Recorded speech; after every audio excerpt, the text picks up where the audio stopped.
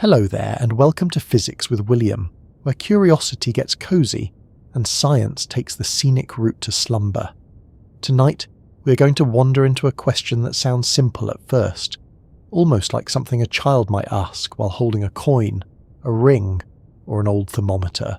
But the answer reaches down into the hidden machinery of atoms and all the way back to Einstein. Why is gold yellow? Why is Mercury liquid? And what does relativity, that grand idea usually reserved for racing spaceships, bending starlight, and clocks ticking differently near black holes, have to do with the quiet behaviour of metal sitting right here on Earth? It is a strange thought, really. You can place a piece of gold in your hand and it does not look like silver, even though many metals shine in that familiar pale way. It has that warm colour, not quite orange, not quite brown, not quite yellow like a lemon, but unmistakably golden. It looks as though sunlight has somehow become solid and decided to behave politely in a jewellery box. Then there is Mercury, a metal that refuses to behave like most metals at room temperature. Instead of sitting there as a firm lump, it gathers itself into a shimmering liquid bead, rolling and trembling as if it has somewhere to go. It looks almost alive, though it is not alive at all. It is simply matter, doing something deeply unusual because of what is happening inside its atoms. Before we go any further, let me ask you something gentle, since this is a good place to arrive before the science begins to unfold. Where are you listening from tonight, and what colour is the light around you right now? Is it the soft yellow of a bedside lamp, the blue-white glow of a phone screen, the dim grey of the early morning, or the deep, dark quiet of a room where everyone else has already gone to sleep? It is fitting in a way because tonight we're talking about colour, light, heaviness, motion, and the tiny hidden reasons why ordinary objects look and feel the way they do. Somewhere near you, there may be a gold ring, a watch, a coin, an old bit of electronics, or perhaps just the memory of something golden catching the sun. And somewhere in the story of that colour is an electron moving so fast that relativity cannot be ignored. If you find this little journey soothing, interesting, or simply a good companion while your thoughts begin to slow down, I would be grateful if you liked the video, subscribed, or shared this calm corner of science with someone who enjoys learning without being hurried. It helps this quiet place reach more people who might like to fall asleep while discovering why the universe is stranger than it first appears. And do not worry if the details drift past softly. You do not need to hold every idea tightly. Some science is best learned like listening to rain on a window, with enough attention to feel the pattern and enough ease to let the mind relax. Now, settle in. Let your shoulders loosen a little. Let the day move a few steps away. Tonight's story begins with something familiar, the shine of metal. Most metals have a certain family resemblance. Silver, aluminum, iron, nickel, chromium, platinum, and many others tend to reflect light broadly, which gives them that silvery or grey brightness. They do not usually choose one part of visible light strongly enough to look vividly coloured. A polished metal surface acts like a restless crowd of electrons responding to light. When light falls onto it, the electrons near the surface move in response and send much of that light back. That is why metals shine. They are not simply coloured in the same way a leaf or a painted wall is coloured. Their brightness comes from electrons that are free enough to move through the metal and react to incoming light very efficiently. Gold is different. It shines, yes, but it does not reflect all visible colours equally. It absorbs more of the bluish part of visible light, so the light that comes back to your eyes is richer in yellow and red. That is why it has its famous warm colour. The question is not only why it reflects light, but why it fails to reflect enough blue light. The answer lies inside the gold atom, among its electrons in the arrangement of their possible energies, and because gold is a very heavy element, the electrons closest to its nucleus move at extraordinary speeds. They move so fast that their behaviour must be described with the corrections of relativity. This does not mean a gold ring is secretly a spaceship. It means the inner parts of a gold atom are so intense that Einstein's ideas matter even there, in the tiny private space around the nucleus. That is one of the most beautiful surprises in physics. Relativity is often introduced with enormous things or extreme situations. A rocket travelling close to the speed of light, a clock near a massive planet, a beam of light passing a star, a black hole pulling space and time into steep curves. These images are dramatic and useful, but they can make relativity feel far away from ordinary life. Yet some of its effects are hidden in everyday matter. They help explain the colour of gold. They help explain why Mercury is liquid at temperatures where most metals are solid. They help shape the properties of heavy elements. The universe does not keep its deepest rules locked away in distant galaxies. Sometimes it leaves them resting quietly in a wedding band or a drop of liquid metal. To understand how that can be true, we need to think about atoms in a careful but comfortable way. An atom is not a tiny solar system in the simple picture many of us first learned. Electrons are not little planets travelling neat circular paths around a tiny sun. That image is useful only for a moment, and then it starts to mislead us. A better way to think of electrons is as existing in regions around the nucleus, with certain allowed energies and certain patterns of behaviour. These regions are often called orbitals, though even that word can make them sound more like paths than they really are. An electron in an atom is not a bead on a wire. It is part of a quantum system, which means its position and motion are described by probability, energy, and rules that are not quite like the rules of everyday objects. Still, even without equations, the main idea can be understood. Electrons in atoms can occupy different energy levels. Light is connected to those energy differences. If an atom or a solid can absorb light of a certain colour, it means the energy of that light matches a possible change in the electrons. If light is not absorbed, it may pass through, scatter, or be reflected.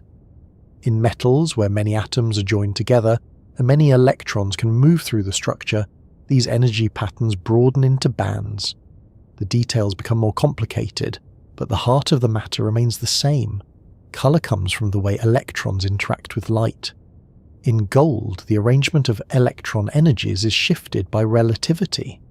The innermost electrons, drawn strongly toward the large positive charge of the gold nucleus, move at speeds that are a significant fraction of the speed of light.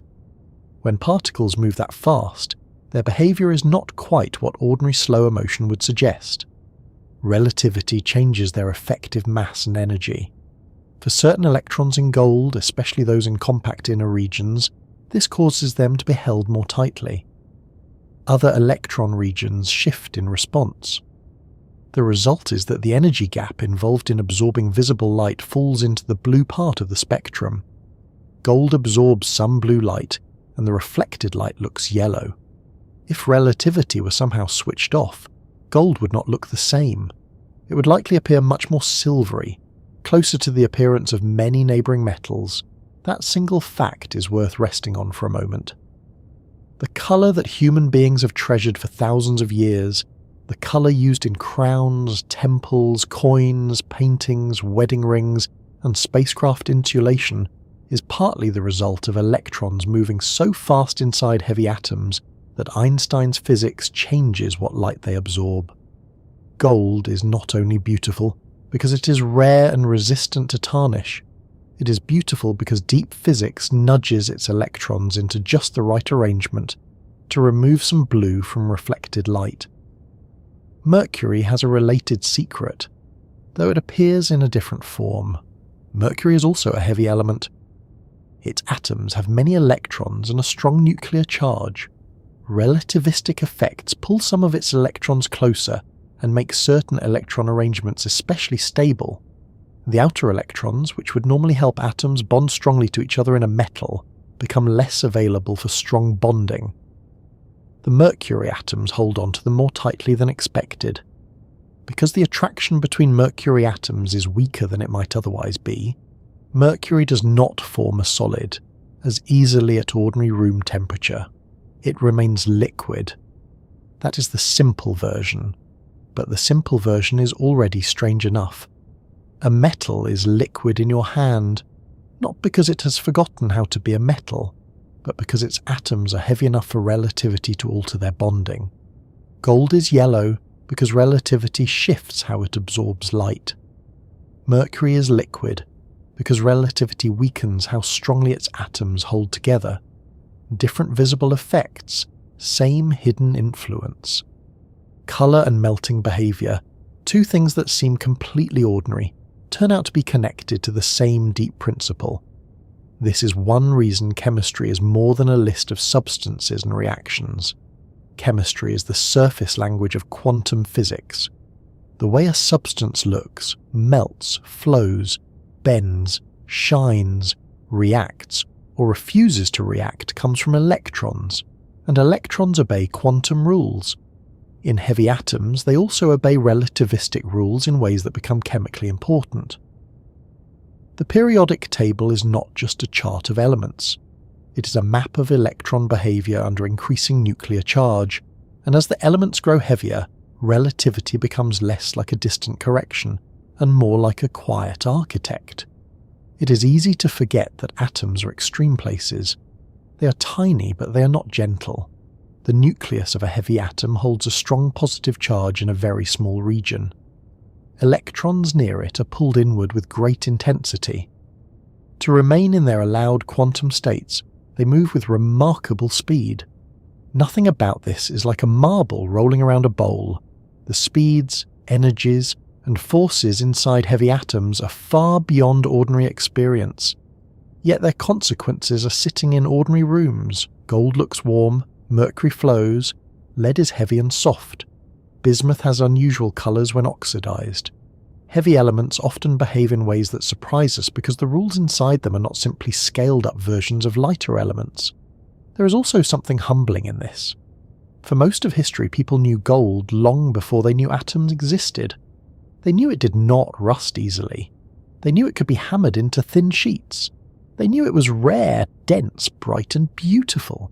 They built economies around it, fought over it, buried it with kings, shaped it into symbols of power and devotion. Mercury too was known in ancient times.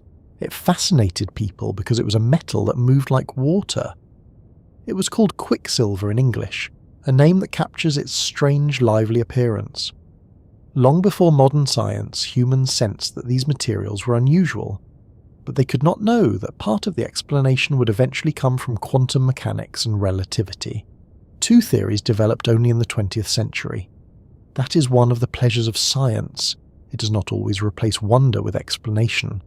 Often, it makes the wonder more precise. Gold is still beautiful after you learn why it is yellow.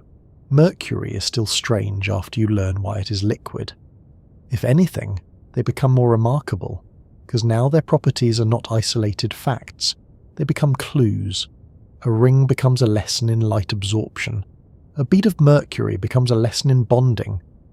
A periodic table becomes a quiet record of electrons responding to charge, speed, and quantum structure. The ordinary world becomes layered, and every layer has another reason beneath it. Tonight, as we move through the subject slowly, we will take the pieces one at a time. We will begin with the problem of gold's colour because it is the friendliest doorway.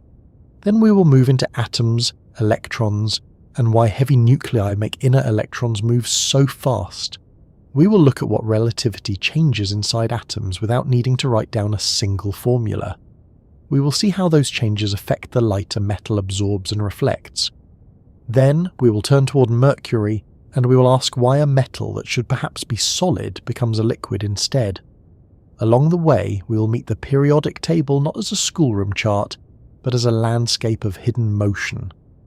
There is no need to rush through it. The atoms are not going anywhere. Gold has waited billions of years to be understood. Mercury has been rolling in bright little drops since long before anyone had a word for relativity. We can take our time, which is appropriate since even the word time belongs to Einstein's larger story. But here, instead of clocks slowing down on fast spaceships, we will find relativity in a quieter place, inside the behaviour of electrons close to heavy atomic nuclei. To begin, Picture a polished piece of gold under warm light. Maybe it is a ring on a table, or a coin resting in a drawer, or a thin leaf of gold pressed onto a surface so delicately that it seems almost weightless. Light from the room falls onto it. Some of that light is absorbed. Much of it is reflected. Your eyes receive what comes back.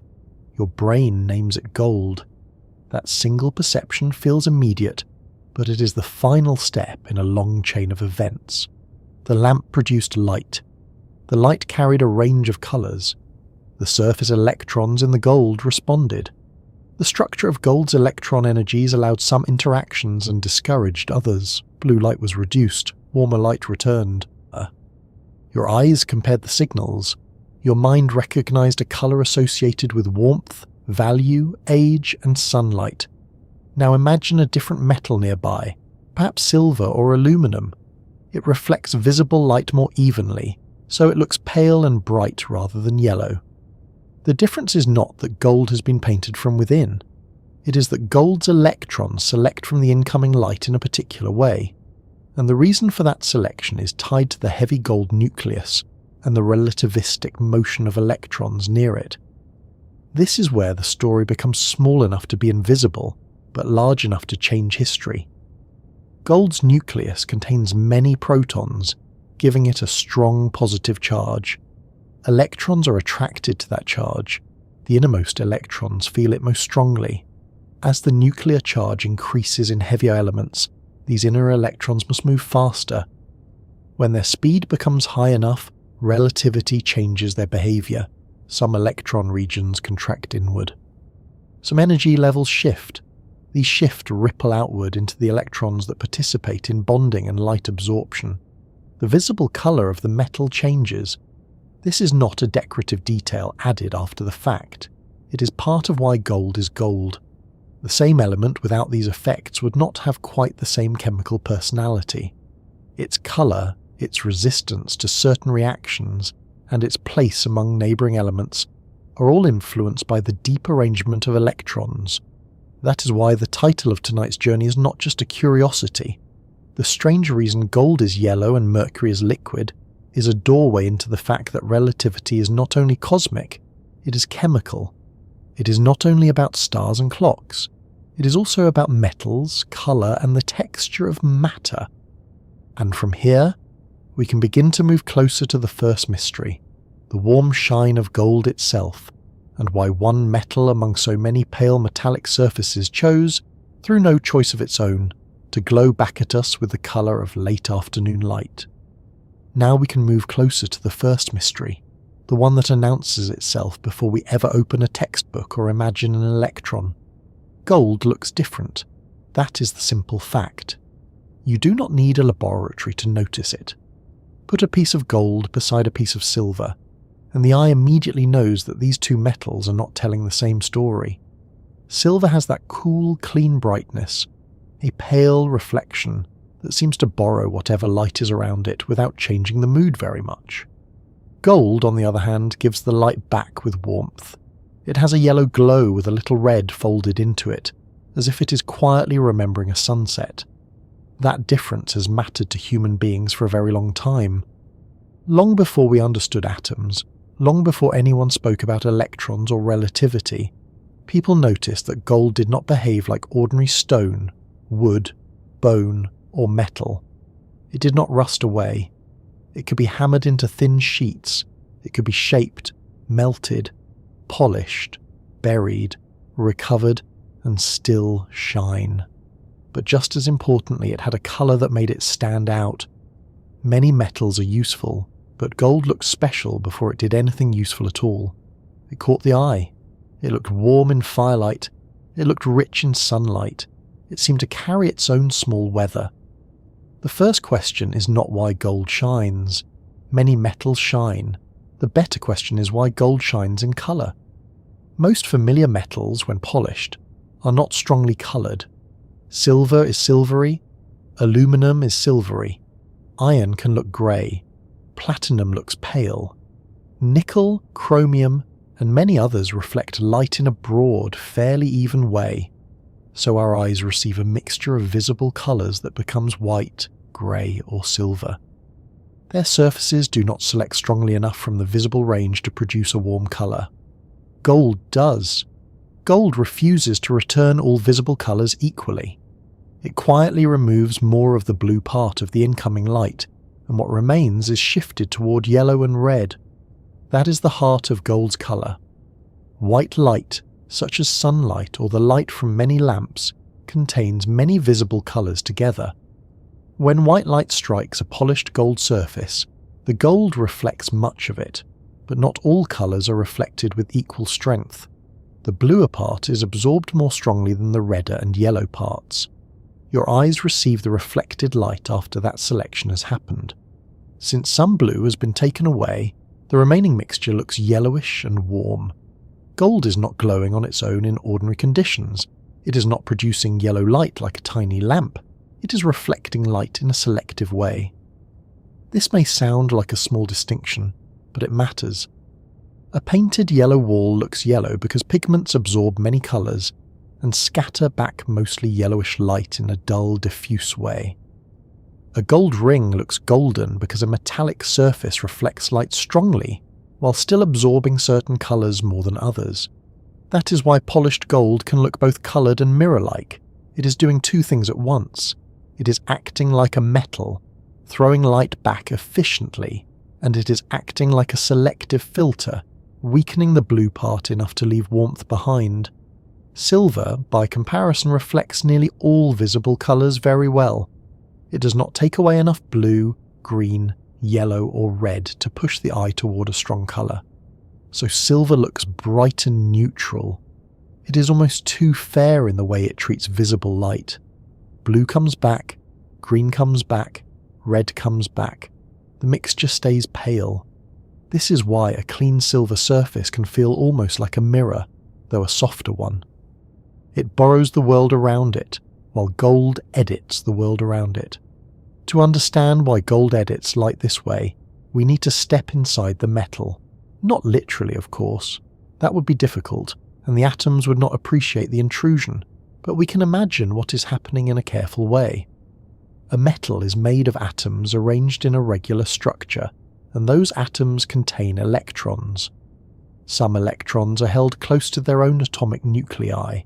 Others are more loosely connected and can move through the metal as part of a shared electronic system. This shared motion is one of the reasons metals conduct electricity and reflect light. When light reaches a metal surface, it brings an oscillating electromagnetic disturbance. The electrons respond. In many metals, the mobile electrons move in such a way that they send much of the incoming light back outward. This response is what gives metals their shine. The surface is not simply bouncing light like a rubber ball off a wall. It is more subtle. The light makes the electrons move, and the moving electrons produce reflected light. The result is the familiar metallic gleam. But the electrons in a metal are not all free in the same way. They have allowed energy states. In a solid, the energy states of many atoms overlap and form broad bands. Electrons can move within these bands, or sometimes jump from one group of states to another if they receive the right amount of energy. Light can provide that energy. Different colours of visible light carry different amounts of energy. Blue light carries more energy than red light. Yellow sits between them. So when a metal absorbs blue light, it means the blue light matches an available electronic change inside that metal. The light is not just disappearing, its energy is being taken up by electrons. For gold, one important electronic change lies in just the right range to absorb blue and violet light. That is unusual among common shiny metals. In silver, a similar kind of electronic transition requires light with more energy than visible blue. It falls beyond the visible range, in the ultraviolet. Since visible light does not trigger that absorption strongly, silver reflects visible colours more evenly and looks silver. Gold's corresponding transition has been shifted downward into the visible range. That shift is the key, and the reason for that shift comes from relativity inside the atom. Relativity may feel like an odd guest at this point. We are not moving spaceships. We are not watching clocks on satellites. We are not falling into a black hole. We are only trying to explain a yellow metal. But the electrons in heavy atoms do not care whether the situation feels dramatic to us. They live close to a nucleus with a strong positive charge. Gold has a large nucleus with many protons. The innermost electrons are pulled very strongly toward it. To exist in their allowed quantum states under such strong attraction, they move extremely fast. Not just fast compared with a thrown stone or a racing car, but fast enough that relativistic effects become important. In ordinary everyday motion, we can usually ignore relativity. A train, a plane, a falling apple, or a sleepy person walking to the kitchen for water all move far too slowly for relativistic corrections to matter. But electrons near a heavy nucleus are different. Their speeds can become a noticeable fraction of the speed of light. When that happens, the old simple rules are not quite enough. Relativity changes how their energy and motion are connected. It changes the sizes and energies of the regions where electrons are likely to be found. In heavy atoms, these changes can alter chemistry and colour. For gold, the strongest effect is felt by electrons that can spend time very close to the nucleus. These electrons are drawn inward and become more tightly held than they would be without relativity. When those inner and outer electron regions shift, the whole pattern of available energies changes. Some levels move closer together. In gold, the energy needed to move an electron from a filled region associated with the d electrons into a more mobile outer region is lowered enough that visible blue light can be absorbed. The result is not a tiny detail hidden in a table. It is the reason gold looks golden. A useful way to think about it is this. Imagine a staircase where light can lift an electron from one step to another, but only if the height difference matches the light. In silver, the relevant step is too high for visible light. Blue light does not have quite enough energy for that particular jump, so silver reflects the visible range broadly. In gold, relativity changes the staircase. The steps are shifted so that blue light now fits. Gold absorbs some blue, and the light that returns looks yellow. This picture is not perfect because real electron bands in metals are more complicated than simple steps, but it gives the right feeling without needing any formulas. This also explains why gold's colour is not just a decorative accident. It is a physical signature of gold's place among the heavy elements. Gold is heavy enough for relativity to matter strongly, and its electron arrangement is just right for those relativistic shifts to affect visible light. If gold were much lighter, the effect would be weaker. If its electrons were arranged differently, the colour might not appear in the same way. The yellow of gold is not caused by one single feature alone, but by the meeting of heaviness, electron structure, quantum rules, and relativistic motion. There is another metal that hints at a similar story, and that is copper. Copper has a reddish colour, though it is not as heavy as gold.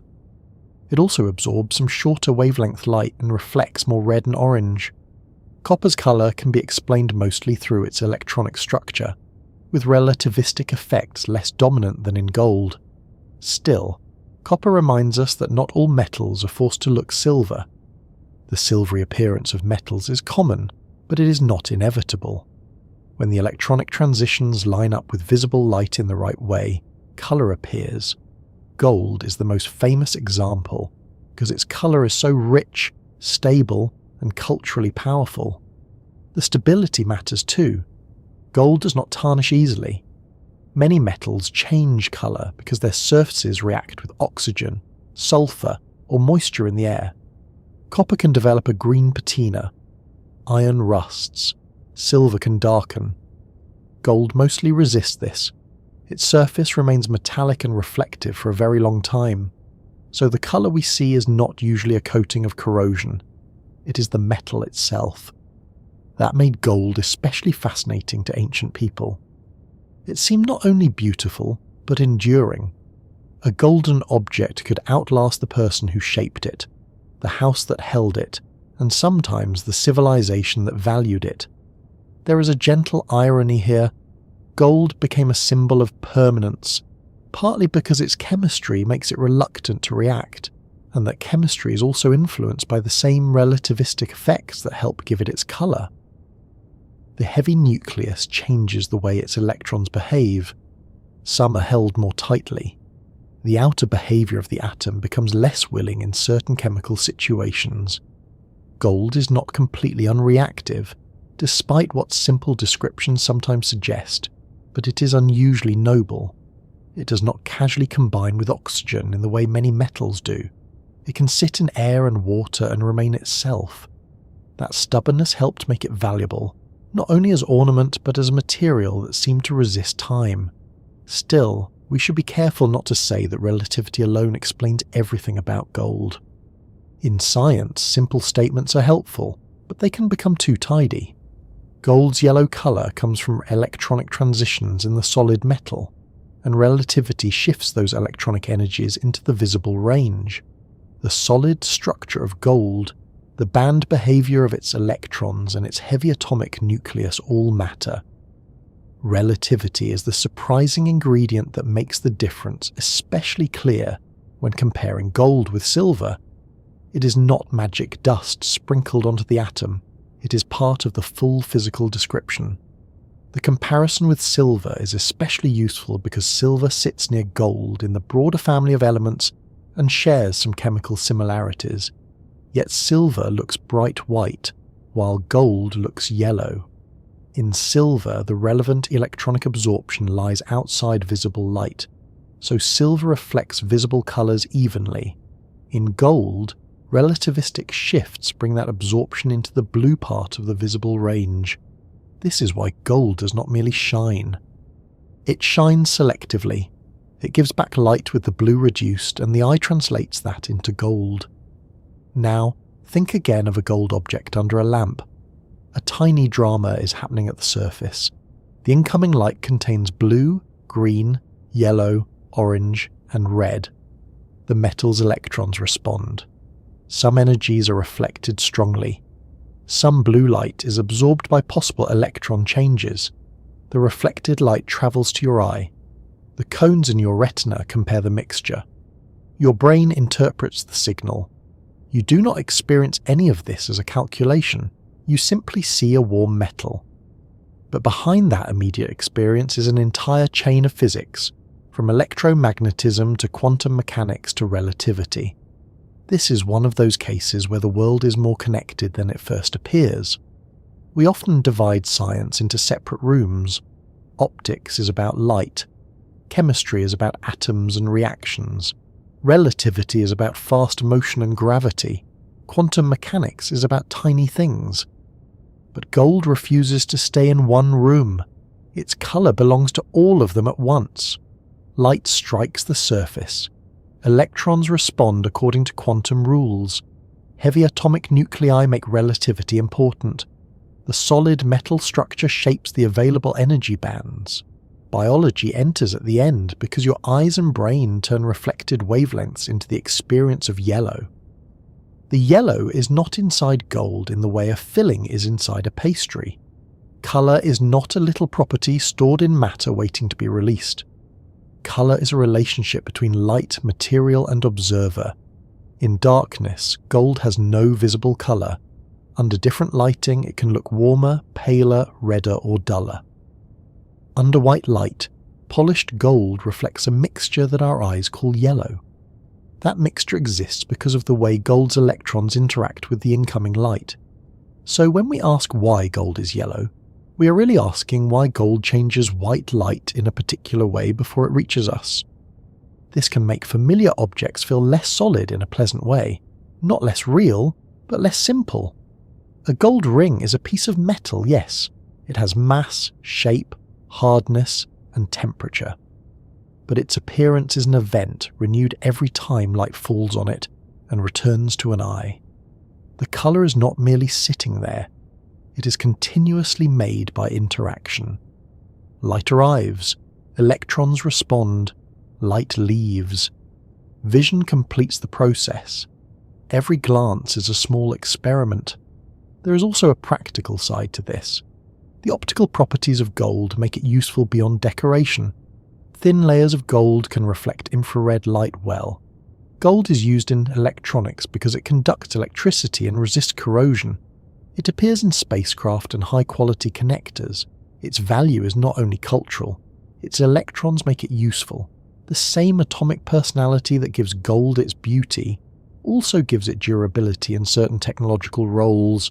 This is often how materials work. Their visible traits and practical traits come from the same hidden structure. The story becomes even more interesting when we remember that gold atoms were not made in ordinary fires. Gold is forged in extreme cosmic events, such as collisions involving neutron stars and possibly certain kinds of stellar explosions. The details of cosmic gold production are still an active subject of research, but the broad point is clear. Heavy elements require extreme conditions.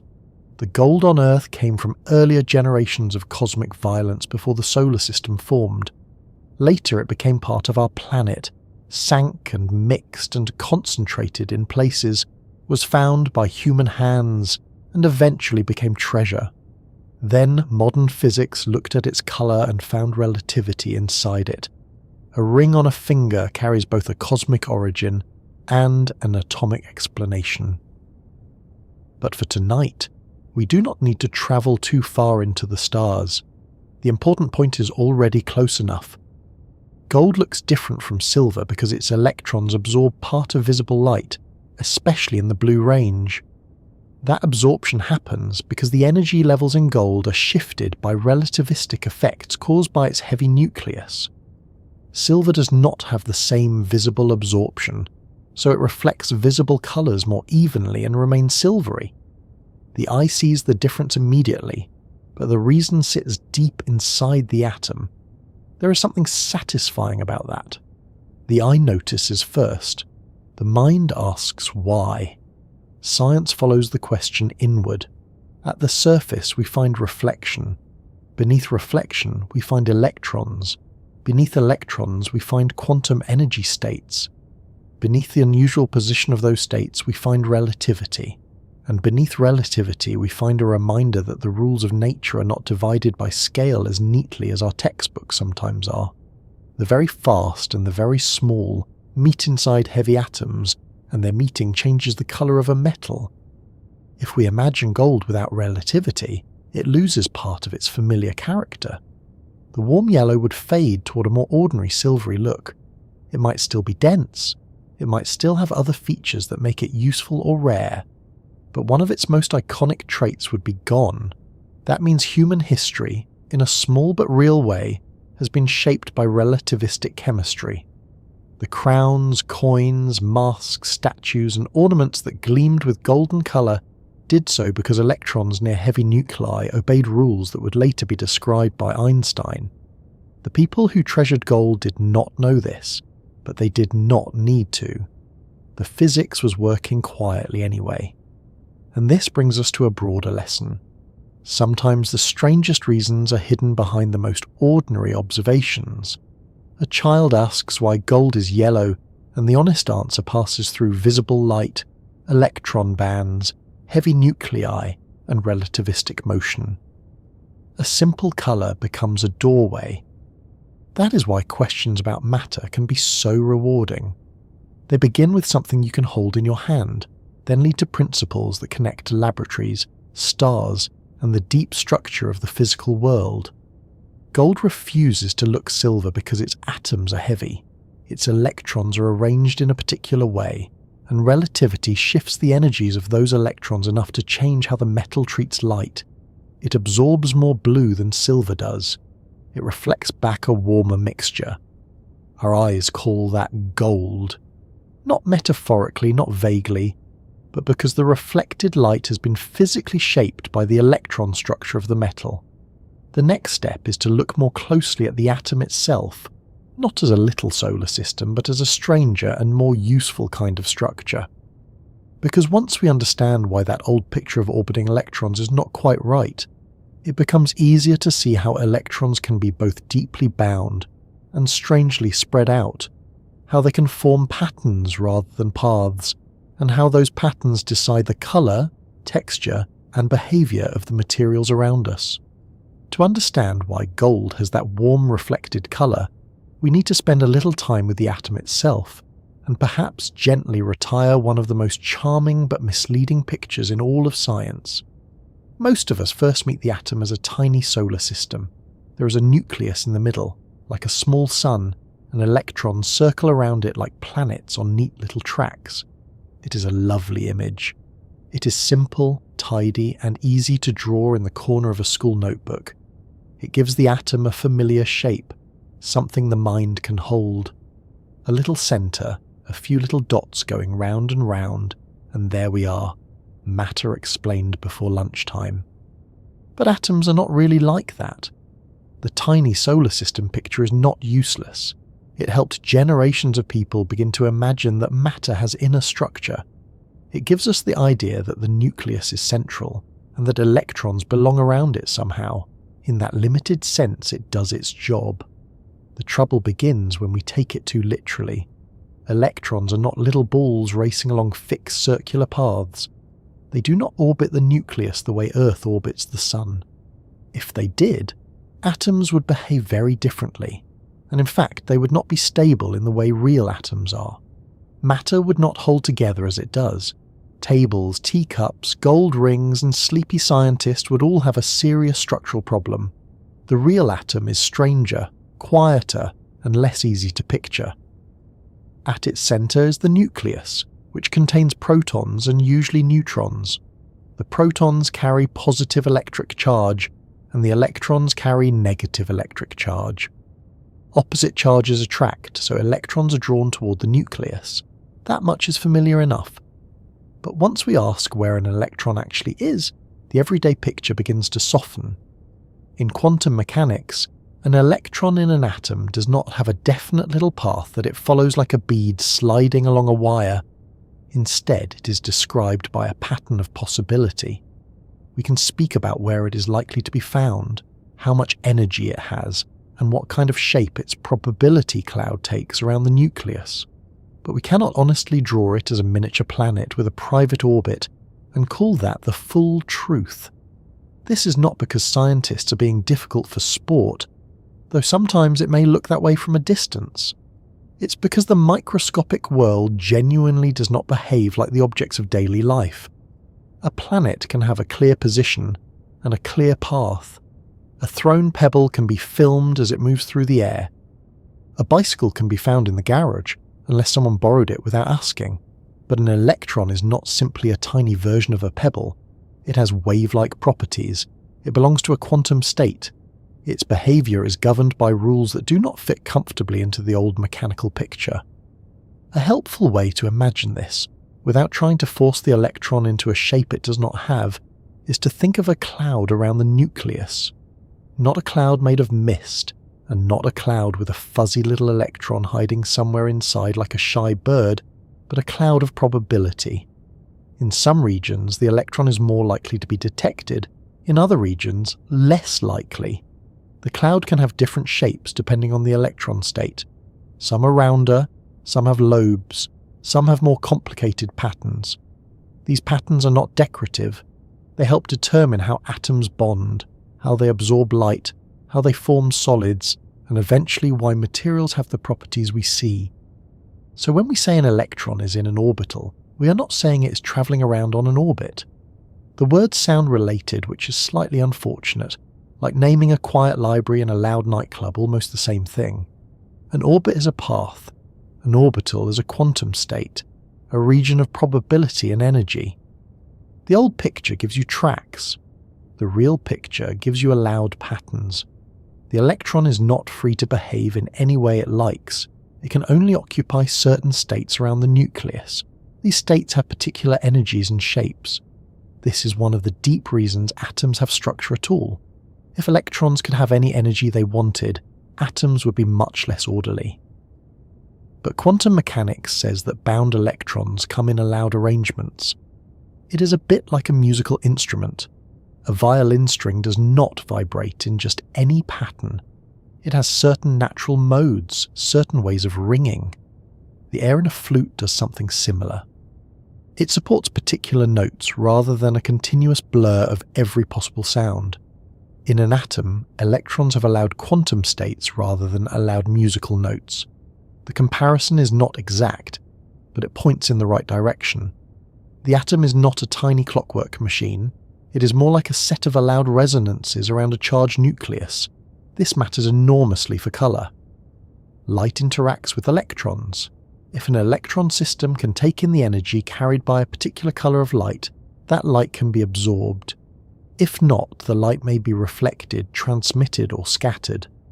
In atoms, molecules, and solids, the allowed electron states decide which colours can be absorbed and which cannot. So the colour of a material is not painted onto it from the outside. It grows from the relationship between light and the possible electron states inside the material. In a single atom, an electron might absorb light and move from one allowed state to another, provided the light has just the right energy. In a solid metal, where vast numbers of atoms are packed together, those individual atomic states broaden and overlap. Instead of isolated steps, the electrons have bands of allowed energies. This is one reason metals conduct electricity and reflect light so strongly.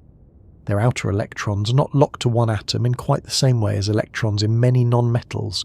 They can respond collectively. They can move through the structure. They can slosh, in a manner of speaking, when light arrives. That collective response gives metals their shine. But before we get too far into metals, it helps to stay with the atom for a little longer. The nucleus is small, heavy, and positively charged. The electrons are much lighter and spread out around it in quantum states. Most of the atom is empty in the everyday sense, but it is not empty in the sense of being meaningless. The space around the nucleus is filled with the rules and patterns of the electron states. If the nucleus were the size of a small bead, the electrons would not be tiny marbles circling close by. The atom would be mostly space, with the electron probability spread through a much larger region. The atom has a size because electron states have spatial extent. Matter takes up space because electrons cannot all collapse into the nucleus or into the same simple state. This point is worth slowing down for. Why do electrons not simply fall into the nucleus? If negative charge is attracted to positive charge, why does the electron not spiral inward and settle there? In the old planetary picture, this is a serious problem. A charged particle moving in a circle should radiate energy and gradually spiral inward. The classical atom would be unstable. Quantum mechanics rescues the atom by replacing the idea of a spiraling orbit with allowed standing states. The lowest energy electron state is not a tiny crash into the nucleus. It has a spread out pattern. The electron cannot simply lose energy forever, because there is a lowest allowed state. In a quiet and deeply non-everyday way, quantum rules keep matter from collapsing. There is another important rule too. Electrons do not pile into the same state without limit. They obey a principle that says only a limited number can occupy the same quantum state in an atom. This is one of the reasons the periodic table has its layered structure. Electrons fill available states in patterns. As atoms get heavier and contain more protons, they also contain more electrons. Those electrons arrange themselves into shells and subshells, though even these words are pictures we use to make the quantum structure easier to discuss. The inner electrons sit in states closer to the nucleus, generally more tightly bound. The outer electrons occupy states farther out, and usually play the leading role in chemistry. Chemistry, in many ways, is the behaviour of outer electrons. They are the ones that bond, transfer, share, and respond when atoms meet. But the inner electrons are not irrelevant. They shield the outer electrons from some of the nuclear charge. They shape the energy landscape. In heavy atoms, they become especially important because they move so fast near the large positive charge of the nucleus. When we reach elements like gold and Mercury, the inner electron behaviour is no longer a quiet background detail. It begins to reshape the properties we notice. This is where the tiny solar system picture fails most badly. In a solar system, the sun pulls on planets through gravity, and planets can have many different orbital distances and speeds. The system is mostly governed by classical motion. But in an atom, the electron is not a planet. The force is electromagnetic rather than gravitational, and the allowed states are quantum. The electron's closeness to the nucleus, its energy, and even the shape of its probability pattern are all connected. For heavy atoms, the electron's speed becomes part of a relativistic story. You cannot simply imagine it whipping around like a tiny moon and be done. The real structure is more subtle, yet the old picture has one small useful instinct buried in it. Inner electrons are more strongly affected by the nucleus than outer electrons. That part remains. If an electron state allows the electron to be found close to the nucleus, it feels a stronger pull from the positive charge. In heavy atoms where the nucleus has many protons, that pull is intense. Electrons in such states can have very high speeds. When speeds become high enough, relativity alters the relationship between motion and energy. This changes the size and energy of those electron states. It does not make the atom dramatic to look at. A lump of gold remains quietly golden. A bead of mercury remains quietly liquid. But the hidden calculation of nature has changed. To keep things comfortable, let us avoid the mathematics and stay with the physical meaning. Relativity tells us that very fast particles do not behave exactly as slower objects do. As an electron in a heavy atom moves at a significant fraction of light speed, its energy and motion are related differently than they would be in a slower, ordinary situation. The effect is strongest for electrons that spend time close to the nucleus. These states contract inward and become more tightly bound. Once some electron states shift, others shift as well because all the electrons in the atom influence one another through electric repulsion and shielding. The atom adjusts as a whole. This adjustment changes the energy differences that matter for light absorption and bonding. The names of the electron regions can sound technical, but the idea can be described in ordinary terms.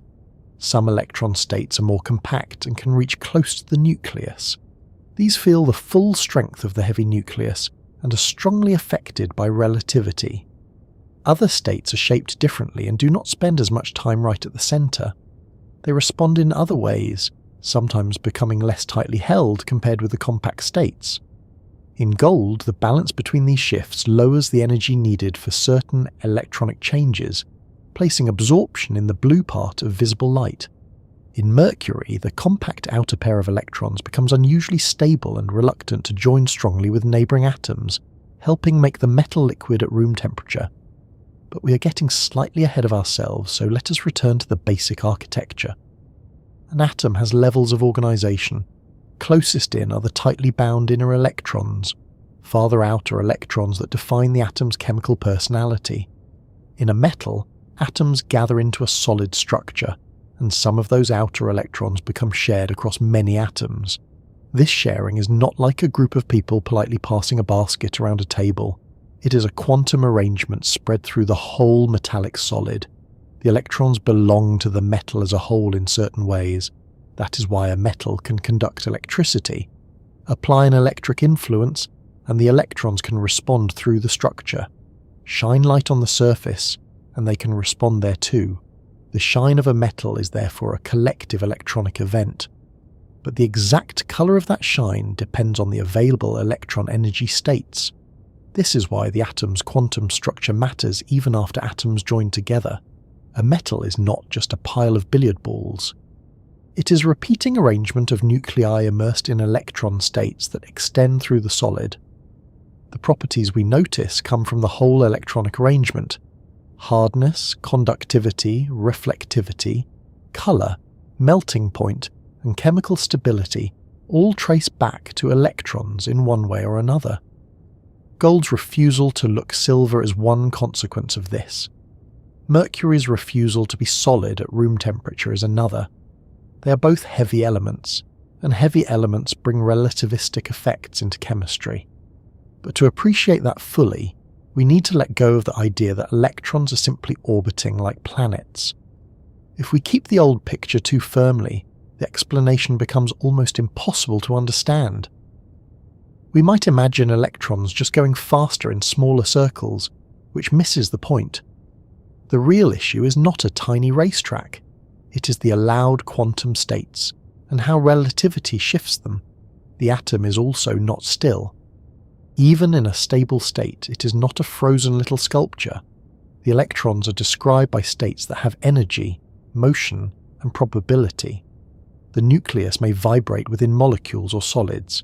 In a metal, atoms vibrate in place, and electrons move through the structure. At ordinary temperatures, all this motion is present even when an object looks perfectly calm. A gold ring lying on a table seems still, but inside it there is constant microscopic activity. Atomic nuclei vibrate. Electrons occupy and respond within energy bands.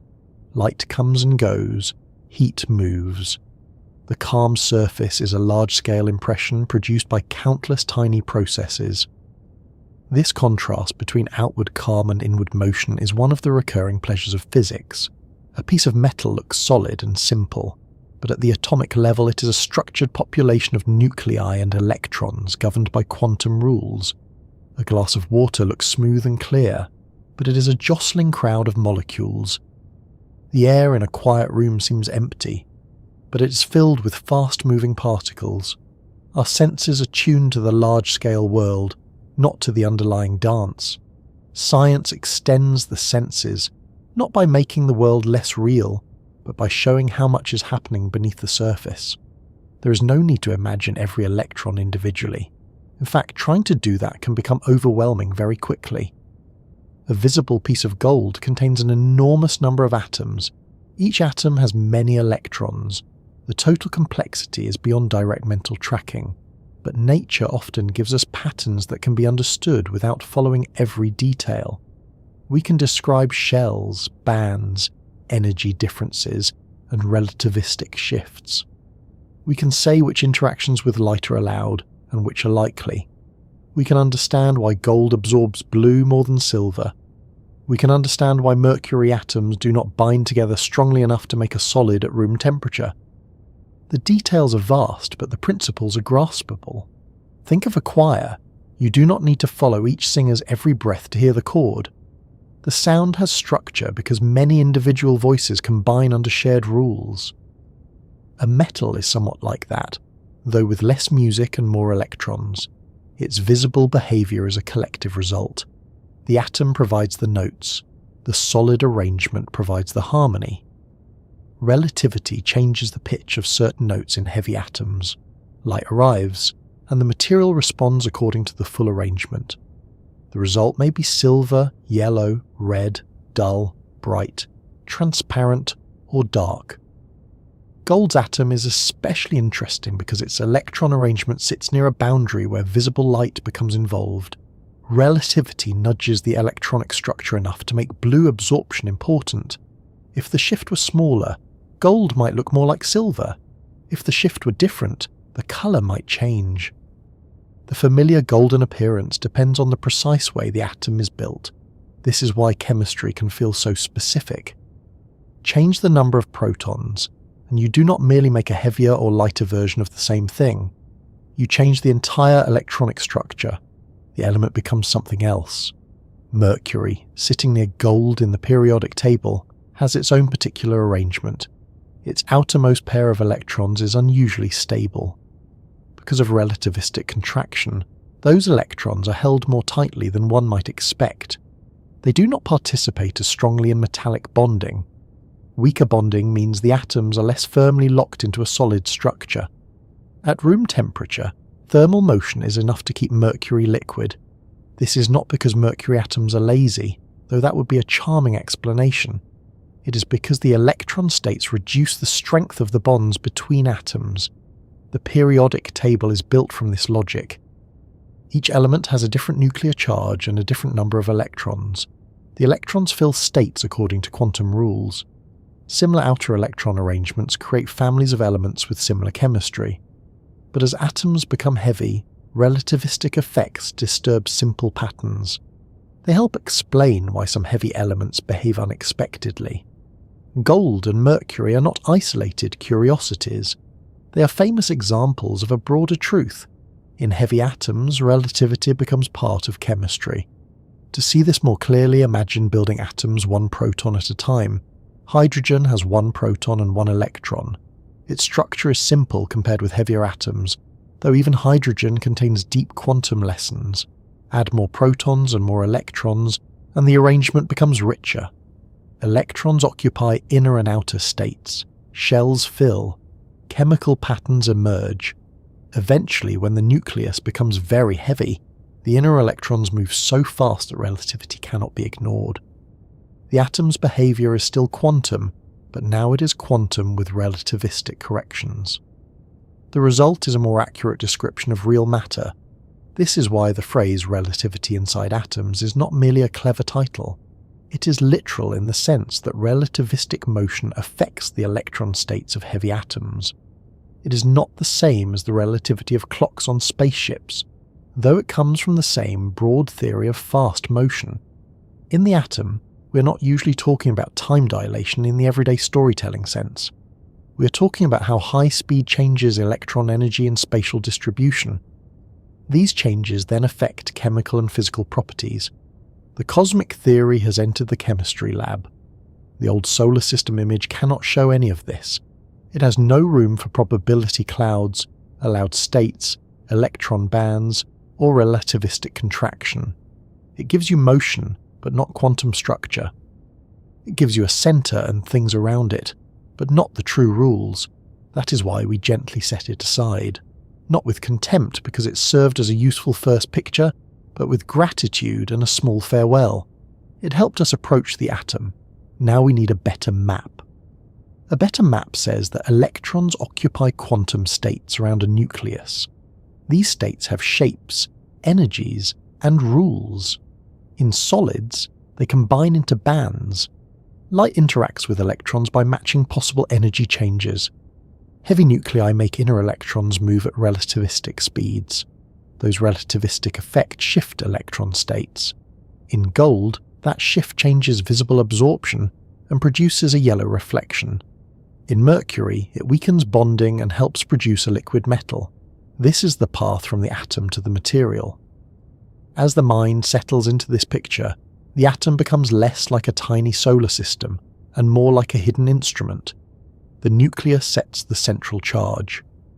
The electrons arrange themselves into allowed patterns. The whole structure responds to light, heat, and neighbouring atoms. Heavy atoms play the instrument differently because some of their electrons move so fast that relativity changes the tuning. Gold's warm colour is one note. Mercury's liquid state is another.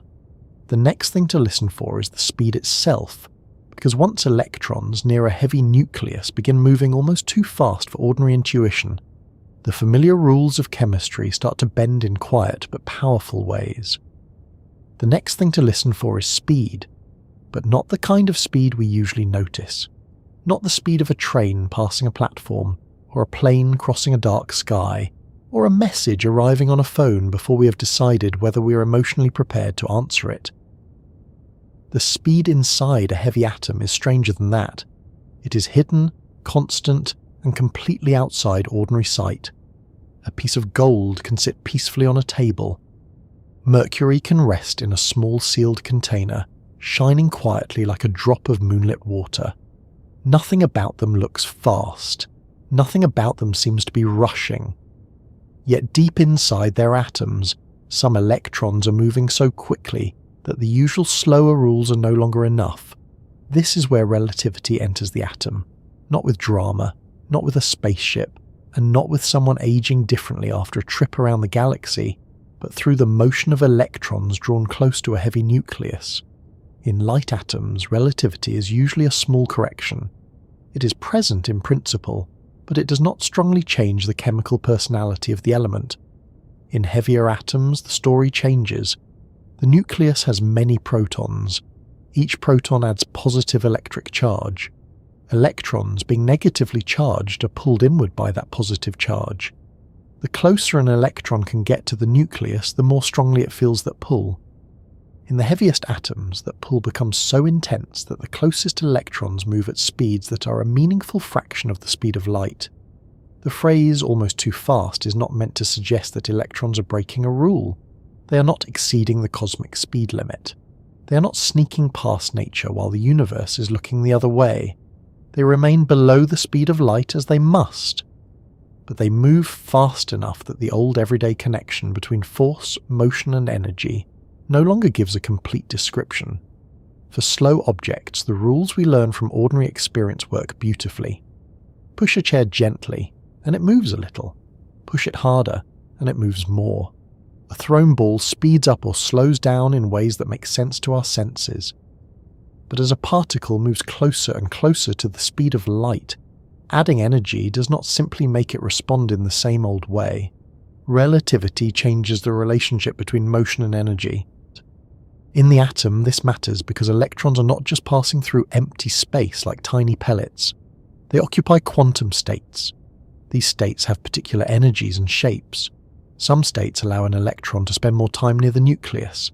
Those compact states feel the full force of a heavy nucleus most strongly. When the electron in such a state is pulled inward, it moves faster. When it moves faster, relativity changes its behavior. That change feeds back into the size and energy of the state itself. So the atom adjusts. Some electron states contract, becoming tighter and closer to the nucleus. Others shift because the inner electrons are now shielding the outer electrons in a different way. The entire electronic structure is quietly retuned. It may help to think of the nucleus as the center of a very steep valley. In a light atom, the valley is not so steep. Electrons can occupy their allowed patterns without becoming extremely fast. In a heavy atom, the valley is much steeper because the positive charge is larger. The compact electron states dip far down into this valley. The electrons associated with those states move rapidly, and their quantum patterns become pulled inward. This is not a perfect picture, because atoms are not actual valleys and electrons are not little hikers with sensible shoes, but it captures the important feeling. Heavy nuclei create intense inner regions. Electrons that reach those regions are changed by relativistic motion. Gold is a heavy atom. Its nucleus contains many protons, and that makes the attraction on its inner electrons very strong. The most compact electron states in gold are pulled inward more than they would be if relativity were ignored. Because these inner states contract, their electrons become more tightly bound. This affects not only those inner electrons, but also the outer arrangement of the atom. Electrons repel one another, and they also shield one another from the nucleus. If the inner electrons shift inward, the outer electrons experience a changed environment. The energy differences that control light absorption and bonding shift as well. This is the quiet mechanism behind gold's colour. The relevant electron energies in gold are changed enough that the metal absorbs some light from the blue part of the visible range. Remove some blue from reflected white light, and the remaining reflection looks warm, yellow, and slightly reddish. Without the relativistic shift, that absorption would not fall in the same visible region. Gold would look more like the many pale metals we're used to seeing. Its famous colour is therefore not only a matter of ordinary chemistry, it is the visible consequence of electrons moving fast near a heavy nucleus. It is worth pausing on how surprising that is. We often treat relativity as a theory of extremes, and in a way it is. But an atom of gold is extreme. It is not large, but size is not the only way to be extreme. Near a heavy nucleus, the electric field is intense. The innermost electrons are confined by quantum rules and drawn by a powerful positive charge. Their motion becomes so fast that relativity must be included if we want the correct answer. So the extreme place is not always far away in space. Sometimes it is buried inside matter so ordinary that we stop noticing it.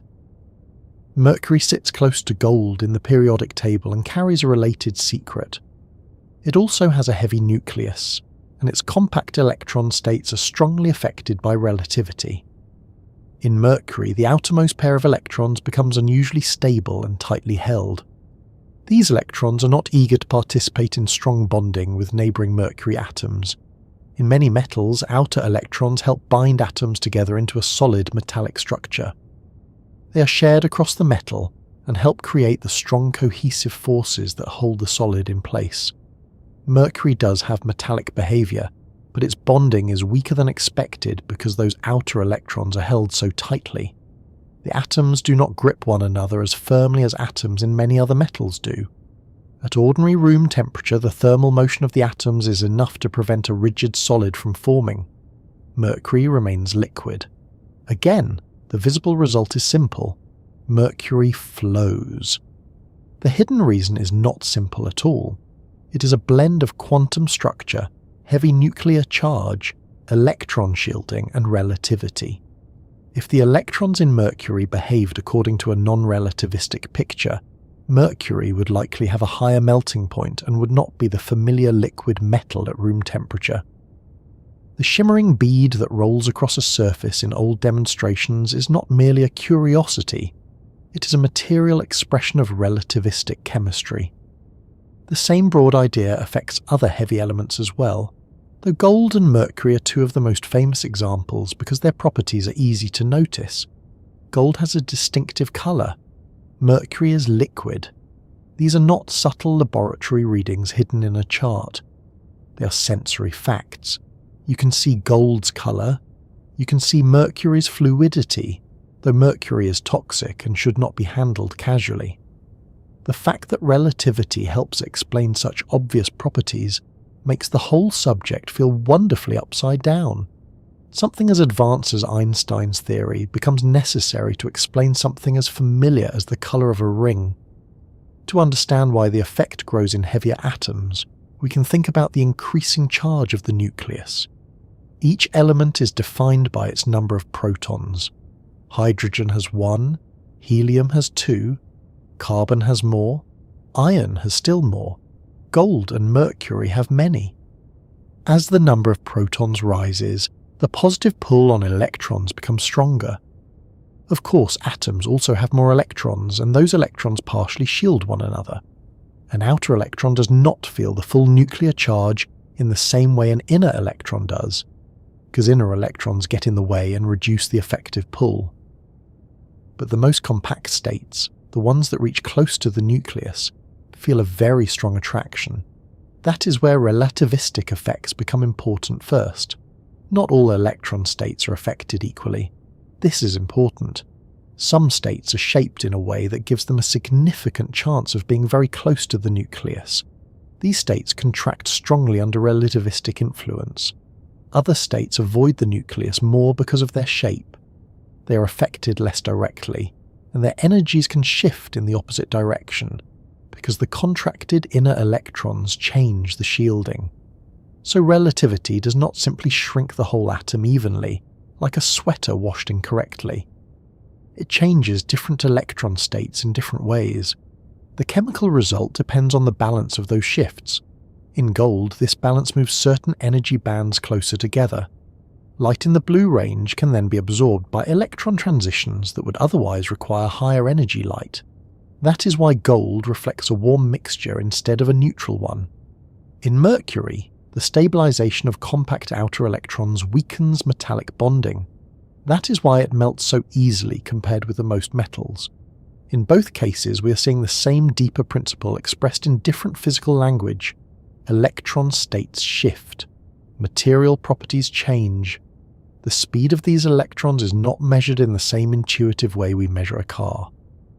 In quantum mechanics, an electron in an atom is not travelling along a fixed path where we can point to it at every instant and draw a neat speedometer beside it. But the quantum state has motion and energy associated with it. When physicists say the inner electrons in heavy atoms move at relativistic speeds, they mean that the correct description of their energy and behaviour requires relativity. The electron state includes momentum and kinetic energy that are large enough for relativistic effects to matter. The old planetary language becomes too crude, but the idea of fast motion remains meaningful in a quantum way. This is one of the reasons the atom can feel hard to imagine. We're trying to borrow words from ordinary life and use them in a place where ordinary life has never been. Words like motion, speed, position, and orbit all need care. They are not wrong in every context, but they can mislead if taken too literally. An electron is not a planet, yet it can have energy related to motion. It does not follow a neat path, yet its state can be more or less compact. It is not a tiny object sitting still in a cloud, yet the cloud picture helps describe where it may be found. Physics often advances by keeping the useful part of an image while letting go of the part that becomes false. The old solar system model made atoms feel mechanical. The quantum relativistic atom feels more like an organized set of possibilities, held together by charge and rule. The nucleus creates the central attraction. Electrons occupy allowed states. The compact states near a heavy nucleus become relativistic. Those states shift. The outer chemistry changes. When atoms gather into solids, those changed electron states become changed material properties. A simple chain, perhaps, but with profound consequences. And this chain is not optional if we want accurate chemistry for heavy elements. Early chemistry could describe many patterns without relativity. Chemists learned how elements reacted, how they combined, how they formed salts, acids, metals, and gases. The periodic table organized these patterns brilliantly. But as physics advanced, it became clear that some details could not be explained well without considering relativity. Heavy elements did not always behave as simple extrapolations from lighter ones. Their colors, bonding, and stability required deeper accounting. Relativistic quantum chemistry became necessary. That may sound like a very technical field, and it is, but the basic message is accessible. The faster an electron moves, especially near a heavy nucleus, the more its behavior differs from the slow particle picture. Heavy atoms create fast inner electrons. Fast inner electrons alter the atom's electron structure. Altered electron structure changes chemistry and optical behavior. This is the pathway from Einstein to gold and Mercury. There is a charming historical contrast here. Einstein developed special relativity by thinking about light, motion, and observers. He was not trying to explain why gold looks yellow when polished, or why Mercury flows at room temperature. Quantum mechanics developed through the study of atom spectra and the strange behavior of microscopic systems. Chemistry developed through substances, reactions, and material properties. These fields were once taught as if they lived in separate neighborhoods, but nature does not respect our filing system. The same principles meet inside real matter.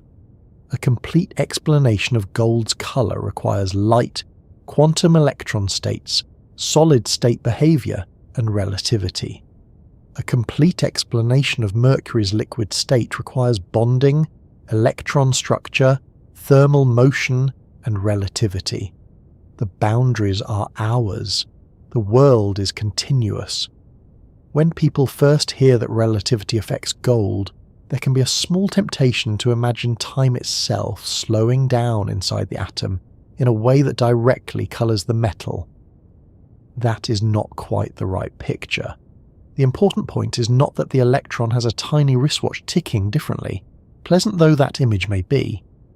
The important point is that high speed changes the electron's energy and the shape of its allowed quantum state. Relativity modifies the calculation of the electron states. Those modified states then influence absorption and bonding. So the connection to colour and liquidity is indirect but powerful. The effects are also not limited to one electron acting alone. In a heavy atom, all the electrons interact. They repel one another. They shield the nucleus. They fill states according to quantum rules. When one group of states contracts, the others respond. In a solid, atoms interact with neighbouring atoms, and electron states spread into bands. The final property of a metal is therefore collective. Still, the reason gold and Mercury are famous examples is that the relativistic contribution is large enough to produce clear, memorable differences. Gold's warm colour depends on how its electrons interact with visible light. Mercury's low melting point depends on how its atoms interact with each other. One is about light, the other is about bonding. Both are about electrons. If electrons were merely little balls orbiting in simple paths, we might expect heavier elements to behave in more straightforward ways. But because electrons are quantum objects, and because heavy atoms make some of them relativistic, the behaviour becomes richer. A useful image is to think of the periodic table as a long piece of music. The lighter elements introduce the basic themes: hydrogen, helium, carbon, oxygen, and the familiar elements of life play patterns that chemistry can often describe with non-relativistic quantum ideas. As the music moves toward the heavier elements, the tempo of the inner electrons increases. Relativity enters like a change in tuning. Some notes deepen, some harmonies shift. By the time we reach gold and Mercury, the change is audible in the properties, so to speak. Gold has its warm tone. Mercury loses the firm chord that would make it solid at room temperature. The music is still chemistry, but the tuning has become relativistic. Even the word heavy deserves a little thought. A heavy element is not just heavier because each atom has more mass. It is also electronically more intense because the nucleus carries more positive charge. More protons means stronger attraction for electrons, especially those that come close. The atom must arrange more electrons into more states. Inner electrons become deeply bound. Outer electrons experience shielding and complex energy relationships. Heavy atoms are not simply larger versions of light atoms. They are new environments where familiar rules produce unfamiliar consequences. This helps explain why gold is not just a yellow version of silver, and Mercury is not just a liquid version of zinc or cadmium. Each element has its own electronic structure. Neighbouring elements can share similarities, but the exact number of protons and electrons matters. In gold and Mercury, relativistic effects push the electronic structure into unusual territory. Small changes at the atomic level become large changes at the human level. A shifted energy difference becomes visible colour. A tightened electron pair becomes liquid metal. There is something quietly satisfying about tracing the chain from speed to appearance. Fast electrons sound invisible and abstract. Colour is immediate. Bond strength is invisible, but liquid mercury is obvious. The hidden and the visible are joined. Science often works this way. We begin with a sensory fact, then discover that the reason lies in a place no sense can reach directly. The senses say gold is yellow. Physics says blue light is absorbed because electron energies are shifted. The senses say mercury is liquid. Physics says the atoms bond weakly because relativistic effects stabilize certain electrons. The explanation does not cancel the experience, it deepens it. So when electrons move almost too fast, atoms become different from what a slower universe might have made them. Gold becomes yellow rather than silver-white. Mercury becomes liquid rather than solid at room temperature. The periodic table bends away from simple expectation. Relativity, which may seem like a grand theory of cosmic motion, becomes an ingredient in the quiet chemistry of matter. The next step is to see how far this idea spreads across the periodic table, because gold and Mercury are not lonely exceptions. They are bright signs pointing toward a broader truth, that the heavier the atom becomes, the more the fast inner motion of electrons begins to shape the character of the elements themselves. Gold and Mercury are bright signs pointing toward a broader truth, that the heavier the atom becomes, the more the fast inner motion of electrons begins to shape the character of the elements themselves. The periodic table may look calm on a classroom wall, with its rows and columns arranged in neat blocks, but beneath that tidy grid is a story of increasing nuclear charge, shifting electron behaviour, and small changes that grow into visible differences. It is not only a chart of names and numbers, it is a map of how matter learns to behave as atoms become heavier, more crowded and more extreme inside. At first glance, the periodic table can seem almost administrative, as if nature had been organised into a filing cabinet. Hydrogen here, helium there, carbon, oxygen, iron, copper, silver, gold, mercury, each placed in a little box with a label. But those boxes are not arbitrary. Each step across the table adds another proton to the nucleus, and with that added proton comes another pull on the electrons around it. Each element is defined by that number of protons. Change it, and the identity of the atom changes completely. Add one proton to gold, and you do not get slightly improved gold. You get mercury. Remove one, and you get platinum. The table is built from this steady increase in nuclear charge, and the electrons must arrange themselves around that charge according to quantum rules. The repeating patterns of the table come from electrons. Elements in the same column often behave similarly because their outer electrons are arranged in similar ways. These outer electrons are the ones most involved in chemical bonding, the ones that decide whether an atom tends to give, take, share, or hold tightly. This is why sodium and potassium both react eagerly with water, why noble gases tend to be reluctant to react, and why metals often form families with recognizable habits. The periodic table is periodic because electron arrangements repeat in broad patterns, as shells and energy levels fill. That is the familiar version of the story, and it is already powerful. But as we travel downward through the table toward heavier elements, the simple repeating rhythm begins to gather complications. The nucleus becomes more strongly charged, more electrons are packed around it, inner electrons move faster, the shielding between inner and outer electrons becomes more complex. Quantum rules remain the foundation, but relativity begins to lean into the structure more strongly. It does not overturn the periodic table, it bends its details. It changes the exact energies of electron states, and those exact energies decide the chemistry. In lighter atoms, the electrons are usually slow enough, in the relativistic sense, that ordinary quantum mechanics gives a very good picture. Relativity is still true, but its effects are small enough that many properties can be understood without focusing on it. Carbon, oxygen, nitrogen, and the other familiar elements of life do not need strong relativistic corrections to explain their basic chemistry. Their nuclei are not heavy enough to make their inner electrons move at speeds where the changes become dramatic. This is fortunate, perhaps, because biology is already complicated enough without asking every leaf and sandwich to introduce Einstein before breakfast. But as the atomic number rises, the pull from the nucleus becomes stronger. Inner electrons in heavy atoms are drawn closer and move faster. Some of those electrons, especially the ones whose quantum states allow them to spend time near the nucleus, feel the strongest attraction.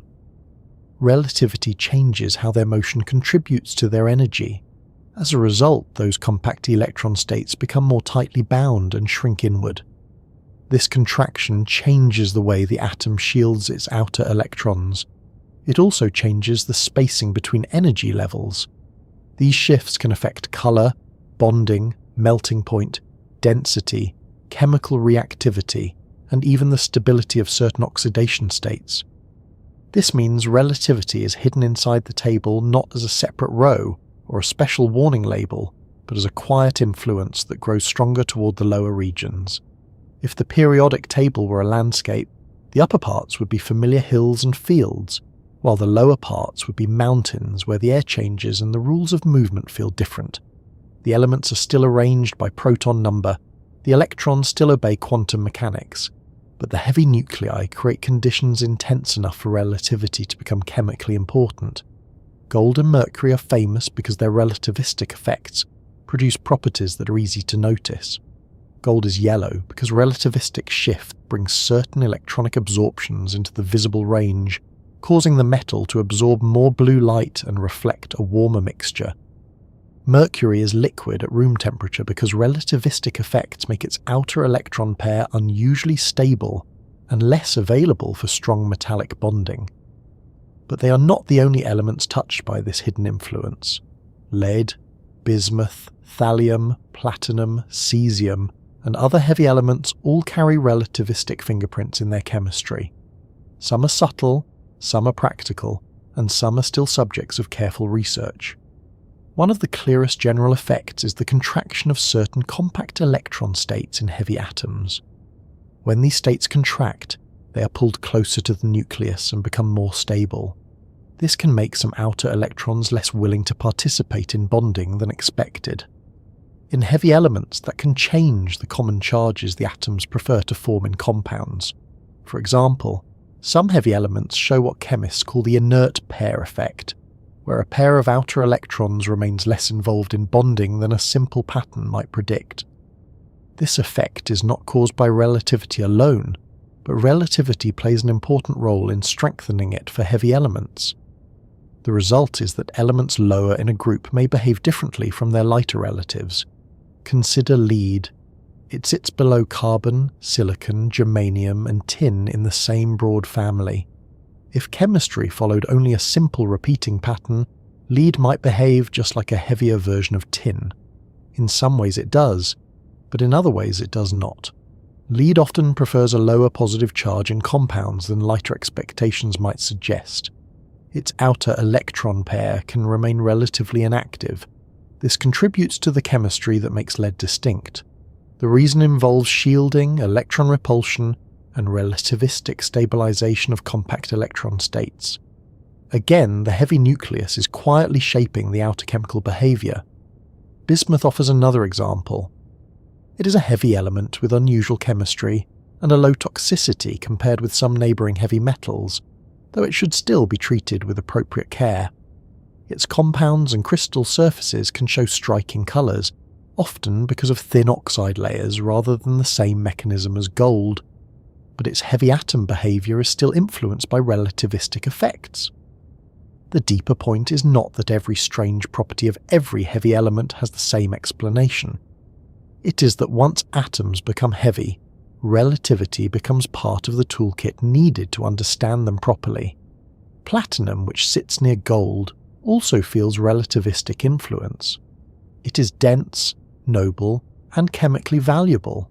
Its ability to act as a catalyst in many reactions is connected to the arrangement of its electron states and the way it interacts with molecules at its surface.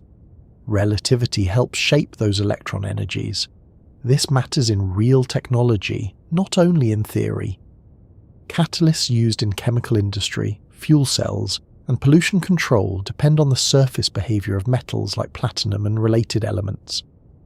When chemists model these metals accurately, relativistic effects cannot simply be ignored. The quiet influence inside the periodic table becomes part of engineering, energy, and environmental chemistry. Even the colour and lustre of other heavy metals can carry relativistic traces. Cesium, a soft alkali metal, has a pale golden tint rather than a purely silvery appearance.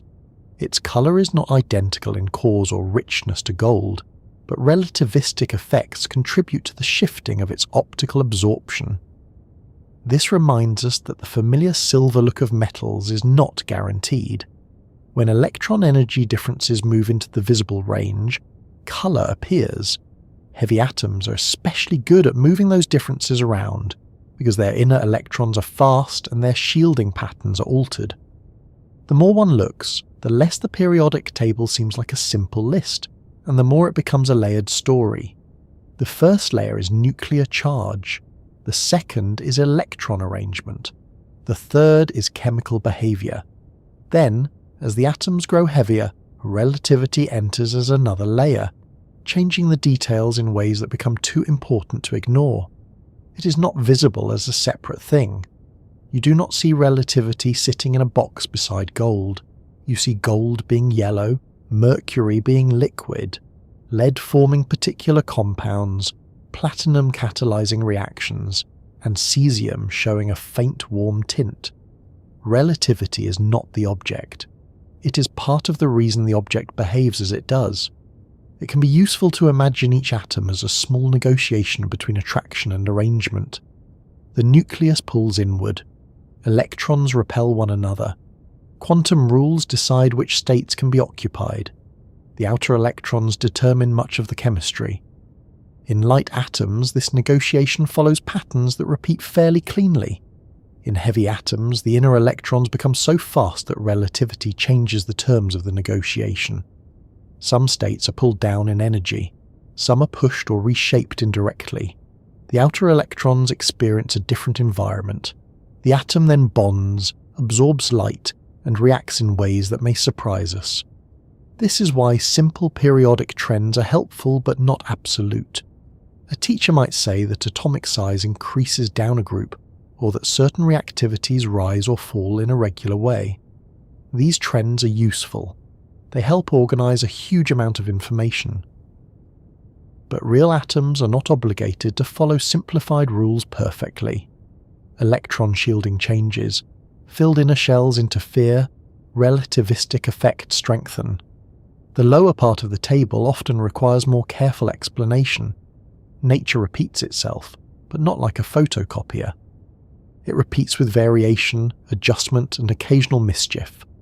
The transition metals, where gold, mercury, platinum, and many other familiar metals live, are especially rich because their electron arrangements involve inner and outer states, close enough in energy to interact in complicated ways. These metals can have multiple bonding behaviors, colourful compounds, magnetic properties, and catalytic abilities. Add relativistic effects for the heavier members, and the richness grows. Gold is chemically more resistant than many might expect. Platinum is an excellent catalyst. Mercury has weak metallic bonding. These are not random personality traits. They are consequences of electron structure. Relativity also becomes crucial in the super-heavy elements, those made in laboratories and existing for very short times before decaying. These atoms have nuclei with extremely large positive charges.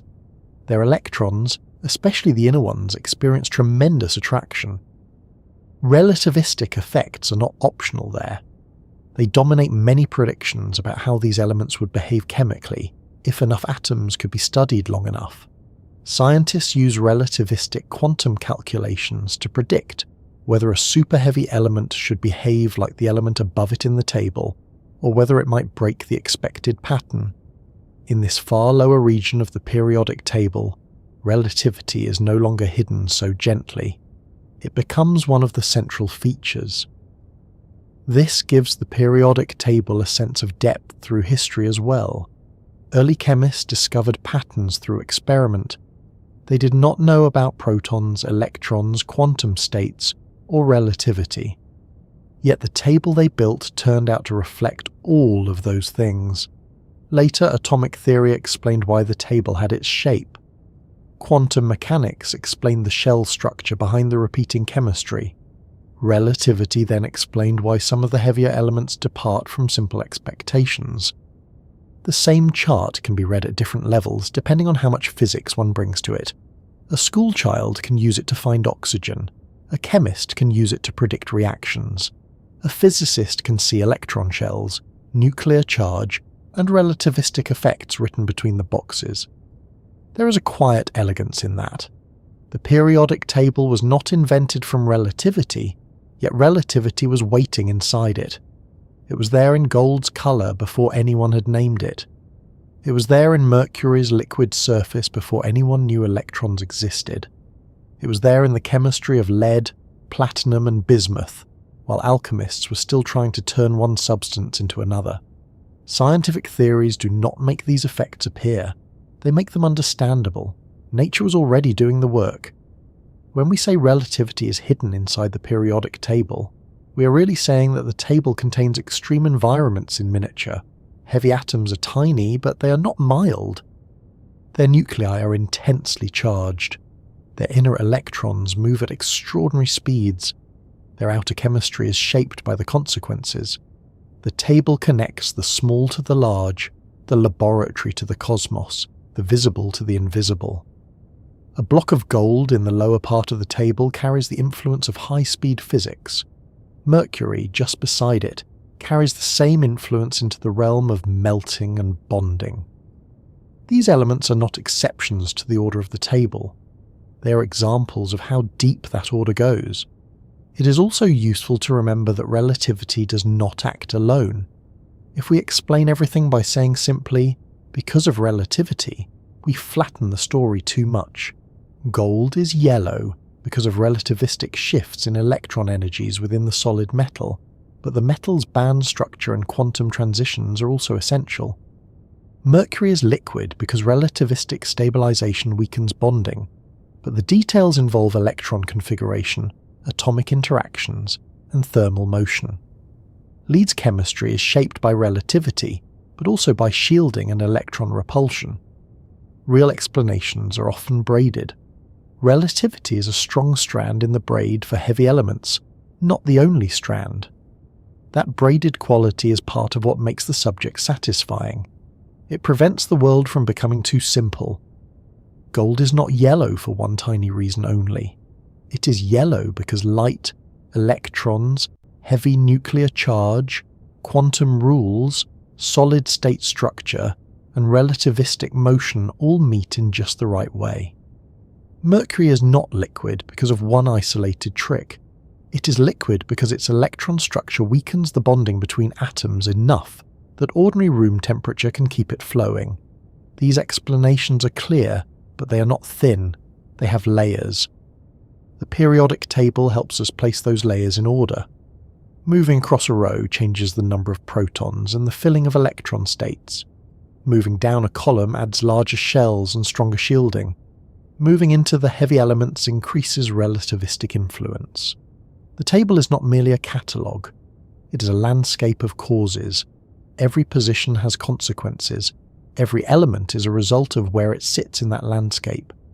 This is why gold and Mercury, though neighbours, are so different in the ways we notice. Gold has one fewer proton than Mercury and one fewer electron. That difference changes the outer electron arrangement. Gold forms a solid metal with a warm colour and strong resistance to corrosion. Mercury forms a liquid metal with weak bonding at room temperature. One step in the table changes the identity completely, yet both are heavy enough for relativity to shape their properties. They are neighbours in the same strange district of matter, where electrons near the nucleus move fast enough to bend chemical expectation. If you hold the periodic table in your mind now, perhaps it looks a little less flat. The light elements near the top are still there, clear and essential. The familiar metals in the middle still shine, but farther down the boxes seem to deepen. Gold is no longer just a precious metal. It is a visible sign of relativistic electron shifts. Mercury is no longer merely quicksilver. It is a liquid example of weakened metallic bonding caused in part by tightly stabilized electrons. Platinum, lead, bismuth, cesium, and the super-heavy elements become reminders that the rules of chemistry carry the fingerprints of fast motion. The remarkable thing is that all of this remains hidden until we ask the right kind of question. Why is gold yellow? Why is Mercury liquid? Why does lead behave differently from lighter relatives? Why do heavy elements show unexpected chemistry? Each question opens a door beneath the table. At first we find electron shells, then energy levels, then shielding, then relativity. The descent is gentle, but it goes deep. From here, the story naturally turns toward Mercury, because Mercury is perhaps the most visually surprising of the heavy metals. Gold's colour is warm and famous, but Mercury's liquid form feels almost like a challenge. Metals are supposed to be solid in the hand, at least the familiar ones are. They can bend, ring, conduct, and shine, but they do not usually gather into rolling beads at ordinary temperatures. Mercury does. To understand why, we need to look more closely at what holds metal atoms together in the first place, and why in Mercury that hold is unusually weak. To understand why Mercury does this, why it refuses to settle into the familiar firmness we expect from a metal, we need to begin with the ordinary idea of what holds metals together. A metal is not just a crowd of atoms sitting politely beside one another. It is a shared structure, a kind of collective arrangement in which atoms give some of their outer electrons enough freedom to move through the material. Those mobile electrons help bind the positively charged atomic cores into a solid. They also help metals conduct electricity, conduct heat, and reflect light. This is why a piece of copper can carry current, why aluminum foil shines, why iron feels solid and strong, and why most metals at room temperature do not behave like water. In many metals, the bonding between atoms is strong enough to lock them into a rigid structure at ordinary temperatures.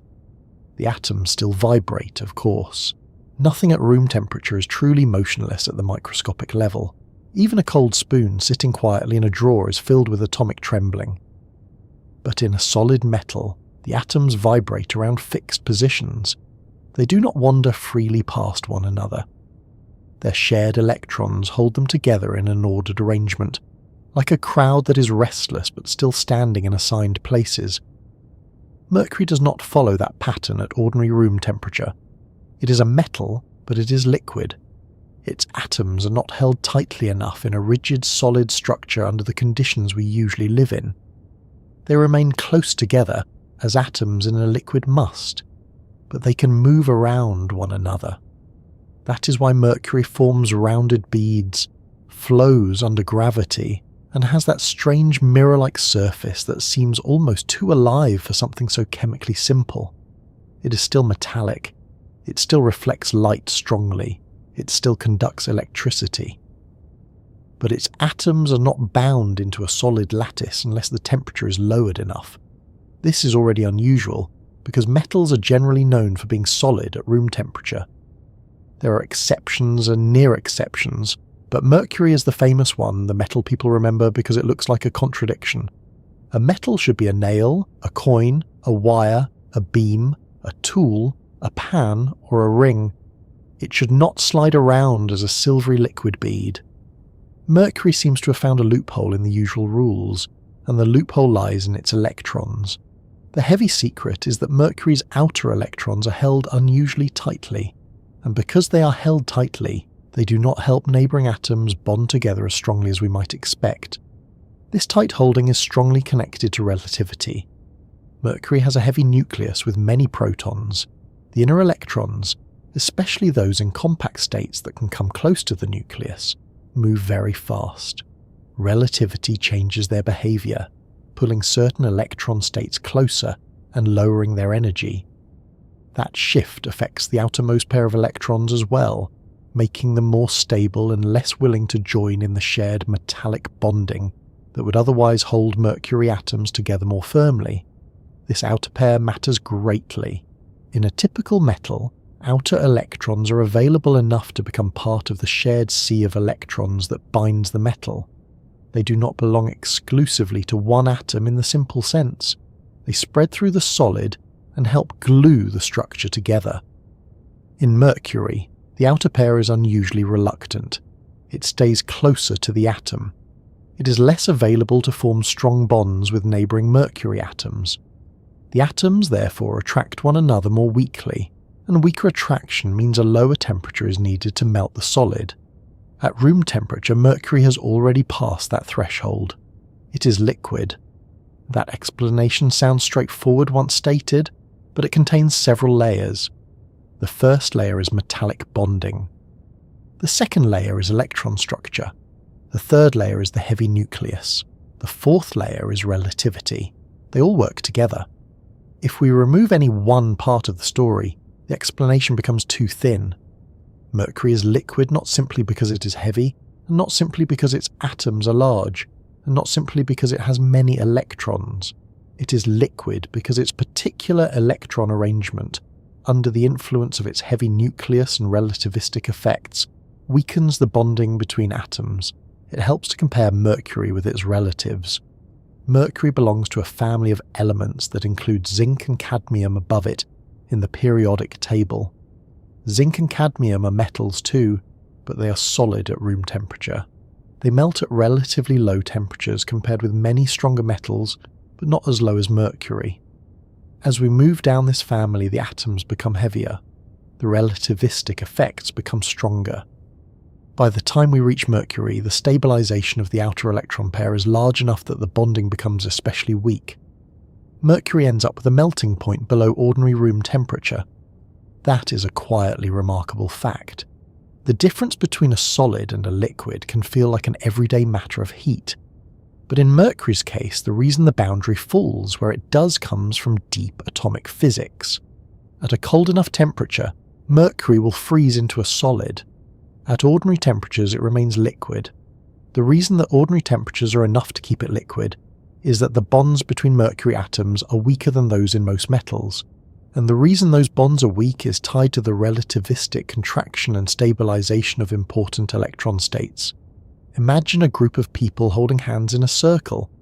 If everyone grips firmly, the circle holds its shape even when people sway a little. If the grip is loose, the circle breaks easily and people begin drifting around. Metallic bonding is not hand-holding, of course, and atoms have no opinions about community structure, but the image gives the feeling. Stronger bonding creates a solid structure that resists flow.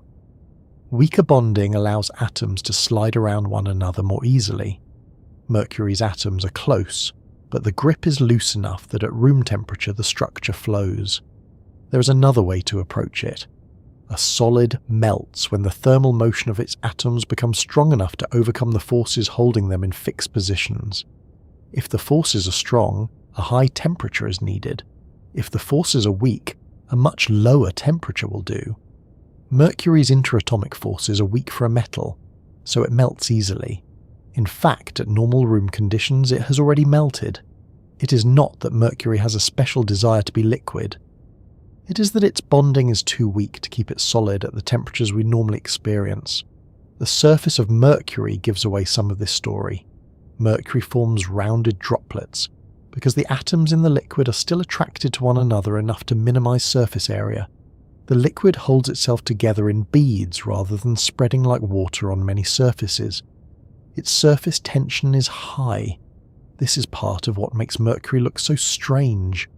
It does not soak and smear like a common liquid. It gathers into shining globules reflecting the room around it.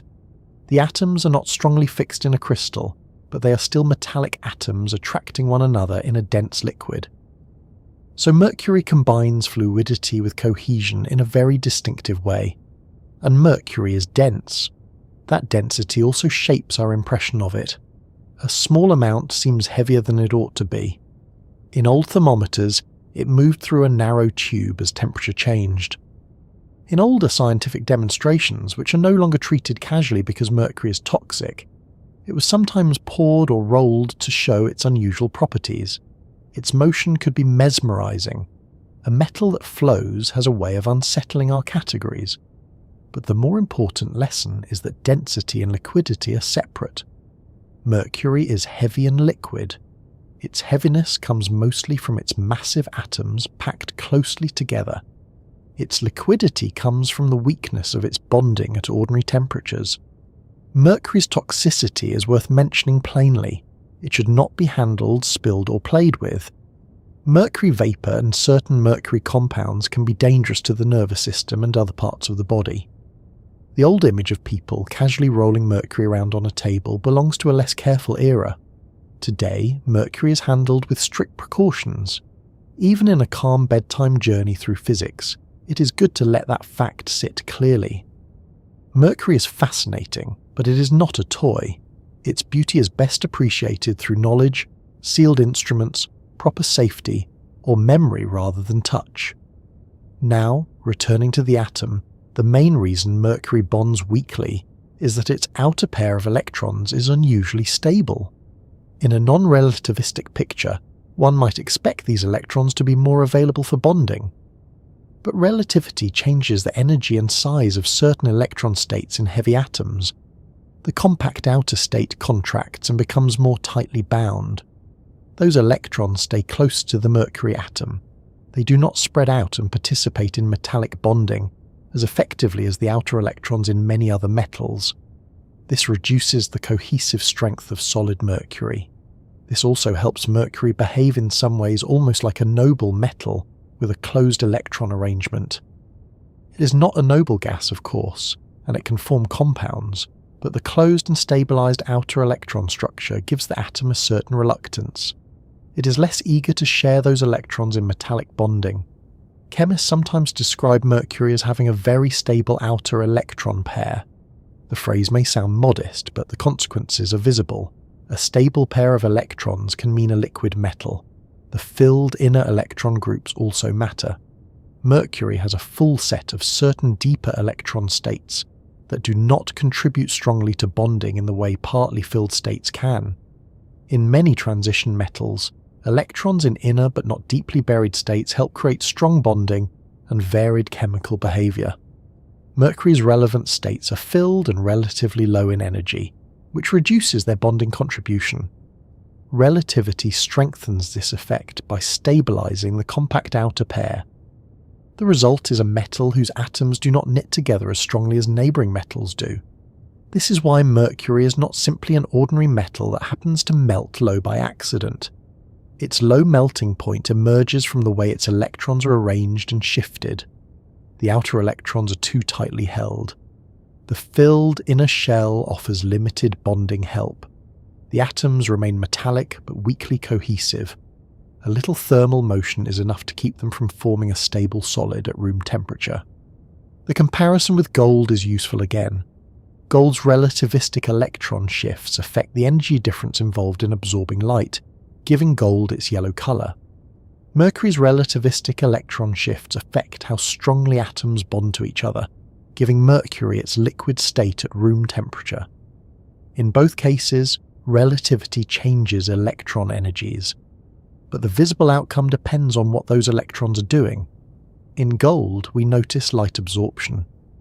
In Mercury, we notice weak cohesion. Same hidden class of effect, different everyday result. This is an important point because it prevents us from thinking of relativity as causing one kind of property only. Relativity does not simply make things yellow or liquid. It changes electron structure in heavy atoms. Once electron structure changes, many properties can change.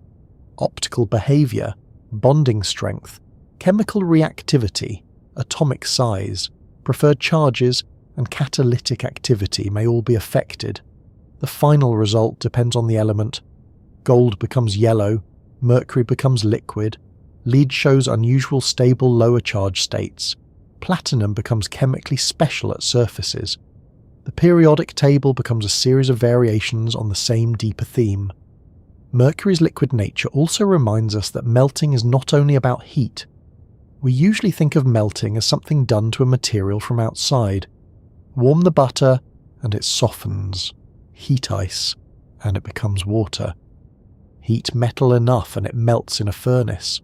But every material has its own melting point because every material has its own internal bonding. Heat only reveals the strength of those bonds. Mercury's melting point is low because its bonding is weak. At room temperature, the environment supplies enough thermal energy for the atoms to move past one another. The liquid state is not imposed on Mercury by some special outside circumstance. It follows from the internal structure of the element. If we could somehow turn off relativity, Mercury would be different. Its outer electrons would not be stabilized in the same way. They would be more available for bonding. The atoms would grip one another more strongly. The melting point would likely be higher, and Mercury might not be liquid under ordinary conditions. This imaginary comparison shows how important the relativistic contribution is. We cannot actually switch off relativity in the laboratory, but calculations allow physicists and chemists to compare models with and without relativistic effects. Those comparisons show that relativity is crucial for understanding Mercury. The phrase relativistic chemistry may sound like a contradiction at first, because chemistry often feels grounded in bottles, colours, crystals, smells, reactions and materials, while relativity feels like clocks, light beams and distant stars. But the two meet naturally in heavy atoms. Chemistry is electron behaviour. Relativity changes fast electron behaviour. Heavy atoms make electrons fast. Therefore, heavy element chemistry needs relativity. Once this chain is clear, the surprise becomes less shocking, though still delightful. There is something almost humorous in how quiet the final result is. The universe arranges a heavy nucleus. Quantum mechanics arranges electrons around it. Relativity alters the compact states. Bonding weakens. Then, after all that, the object simply sits there as a shiny liquid. No announcement, no dramatic music, just a bead of mercury reflecting the room, as if it has always been obvious that Einstein belongs in a thermometer. Old thermometers used mercury because its liquid expansion was regular over a useful temperature range, and because the shiny column was easy to see. That practical use connected mercury to the measurement of heat for generations. People watched the mercury rise and fall without needing to know why the mercury was liquid in the first place. The instrument depended on a material property whose deeper explanation required modern physics. There is a nice symmetry there. Mercury helped people measure temperature, while the reason mercury is liquid depends on the microscopic energy and motion of atoms and electrons. Mercury also forms amalgams with other metals, meaning it can mix with them in special metallic combinations. Historically, this made it useful in extracting gold and silver from ores, though such uses created serious health and environmental problems. Its ability to interact with other metals while remaining liquid made it chemically and technologically powerful. Again, the same unusual electronic character that weakens mercury-mercury bonding does not mean mercury cannot interact with anything. It means the bonding between mercury atoms themselves is comparatively weak for a metal. With other elements, mercury can still form compounds and alloys, sometimes dangerously and sometimes usefully, depending on the context. The liquid state also changes how we perceive its metallic nature. A solid metal reflects light from a stable surface. Mercury reflects from a moving surface, constantly reshaping itself. A droplet becomes a curved mirror. The reflections stretch and slide as it moves. This visual strangeness made mercury famous long before its atomic structure was understood. The old name Quicksilver captured that impression beautifully. It is silver-like, but quick. It moves, it gathers, it separates and rejoins. It has the appearance of metal with the behavior of a liquid. But at the microscopic level, no intention is involved. Mercury atoms are not trying to be strange. They follow the same broad rules as all atoms. They attract, repel, occupy quantum states, and respond to temperature. The surprise comes from where Mercury sits in the periodic table. Its heavy nucleus makes relativistic effect strong. Its electron arrangement makes the outer pair unusually stable. Its metallic bonding is weak. Its melting point falls below the temperature of an ordinary room. The result is a liquid metal. This explanation can feel deeply satisfying because it connects something visible and tactile to something hidden and theoretical. You see a liquid and ask why. The answer takes you inward to electrons, then further inward to speed, then outward again to bonding and melting. The story is not a straight line from simple cause to simple effect. It is a loop through layers of matter. The atom explains the material reveals the atom. It is also a reminder that the states of matter are not fixed categories belonging permanently to substances. Iron can melt if heated enough. Oxygen can become liquid if cooled enough. Water can become ice, liquid or vapor depending on temperature and pressure. Mercury is unusual only because its liquid range includes ordinary room temperature. We meet it as a liquid because our everyday environment happens to sit above its melting point. At colder temperatures, mercury becomes solid, and when it freezes, it loses that famous flowing character. The same atoms remain, but the balance between thermal motion and bonding changes. In that sense, mercury is not breaking the rules, it is obeying them exactly. It only appears rebellious because our expectations are built from more familiar metals. Most metals around us have stronger bonding and higher melting points. Mercury's weaker bonding places it on the liquid side of the boundary, where we happen to live. Nature has not made an exception. It has placed the boundary in an unusual location, and the boundary is unusual because of those electrons. The heavy nucleus pulls, the compact states contract, the outer pair stabilizes, the atoms bond weakly, the solid melts easily, the shining liquid forms. This chain is the heavy secret behind Mercury's liquid nature. As we keep moving through the story, it becomes useful to broaden the view from Mercury alone to metals as a whole. Because metals do not all shine in the same way, do not all bond with the same strength, and do not all respond to light with the same smooth neutrality. Most metals seem similar at first glance, especially when polished, but beneath the surface their electrons create many different possibilities. Gold and mercury are two striking cases. yet they belong to a much larger family of materials where shine, colour, softness, hardness, melting, and reflection all come from the hidden behaviour of electrons. Metals do not all shine in the same way, even though at first glance many of them seem to belong to one broad silvery family.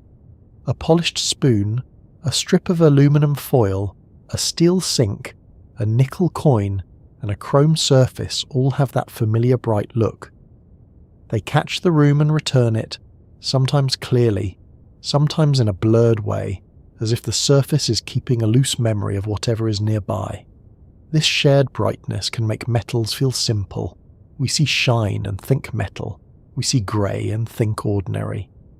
But beneath that common gleam, every metal has its own hidden arrangement of electrons, and those electrons decide whether the metal will behave in the expected way, or surprise us with colour, softness, unusual melting, chemical stubbornness, or a surface that seems almost too reflective for comfort. The basic reason metals shine is that their electrons can respond very easily to light. In many solids, electrons are held rather tightly in place, connected to particular atoms or bonds. Light may be absorbed, passed through or scattered depending on the material, but in metals some of the outer electrons are shared through the whole solid. They are not attached to one atom in the simple way electrons are in many other materials. They can move across the metal. When light hits the surface, these mobile electrons begin to move in response to the changing electric influence of the light. Their movement produces light that travels back outward. To our eyes, that returning light is reflection. This is why a smooth metal surface can act like a mirror. It is not because the atoms are tiny flat tiles bouncing light like little bathroom mirrors. This surface reflection comes from the collective response of electrons. The incoming light shakes the electrons, and the electrons send light back. The more freely and efficiently those electrons respond, the more reflective the metal appears. If the surface is smooth, the reflected light remains organized enough to form images. If the surface is rough, the reflected light scatters in many directions, and the metal looks duller, even though it may still reflect a great deal of light. A rusty piece of iron looks nothing like a polished steel knife, not because iron forgot how to be metallic, but because the surface has changed and become covered by compounds that interact with light in a different way. This explains the shine, but it does not yet explain why most metals look silver. The reason is that many metals reflect the visible colours of light fairly evenly. White light contains the colours our eyes can see. If a material reflects red, green, and blue light in roughly balanced amounts, our eyes interpret the mixture as white, grey, or silver, depending on brightness and surface texture. Most polished metals do not strongly remove one visible colour more than another. They give back a broad mixture. The result is the cool neutral look we associate with silver, aluminum, tin, iron, and many others. Gold and copper stand out because they do not reflect every visible colour equally. They absorb more of the shorter wavelength, blue a part of visible light. That means the reflected light contains relatively more red, orange and yellow. Copper leans reddish. Gold leans yellow with warmth. The shine is still metallic, but the balance of reflected colours has been changed. The metal has not stopped being reflective, it has become selective. It is still a mirror in one sense, but a mirror with a preference. This selectiveness comes from the electronic structure of the metal. In a metal, the allowed electron energies form broad bands because many atoms are packed together. Light can be absorbed when it matches an available change in the electron system. If the available changes lie outside the visible range, visible light is reflected broadly, and the metal looks silvery. If one of those changes falls inside the visible range, some visible light is absorbed. Then the reflected mixture shifts in colour. This is the difference between a metal that simply shines and a metal that shines with personality.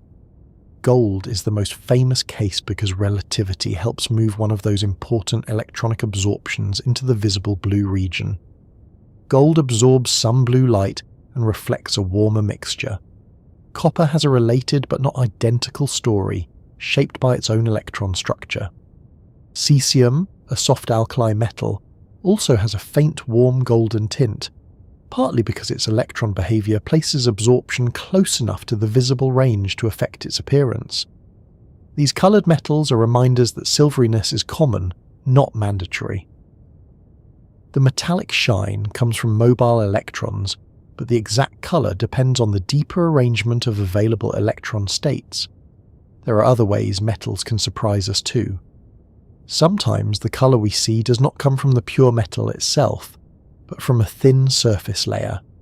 Bismuth crystals, for example, can show rainbow-like colors when a thin oxide coating forms on the surface. The colors come from interference effects in that film, where light reflecting from different boundaries combines in different ways. Heated steel can show straw, blue or purple colors because thin oxide layers grow on the surface. Titanium can be made to show bright colors for similar reasons. In these cases, the metal underneath may be silvery or grey, but the surface layer changes how light returns to the eye. The surprise comes not only from the metal, but from the metal plus its surface.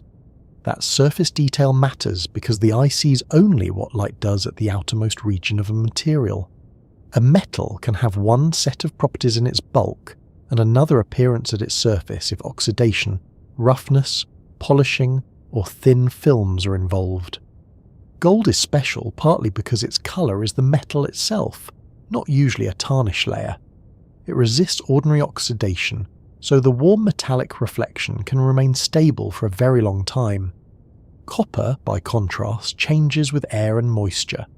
Fresh copper has a reddish metallic shine, but over time it can darken and eventually develop greenish compounds on the surface.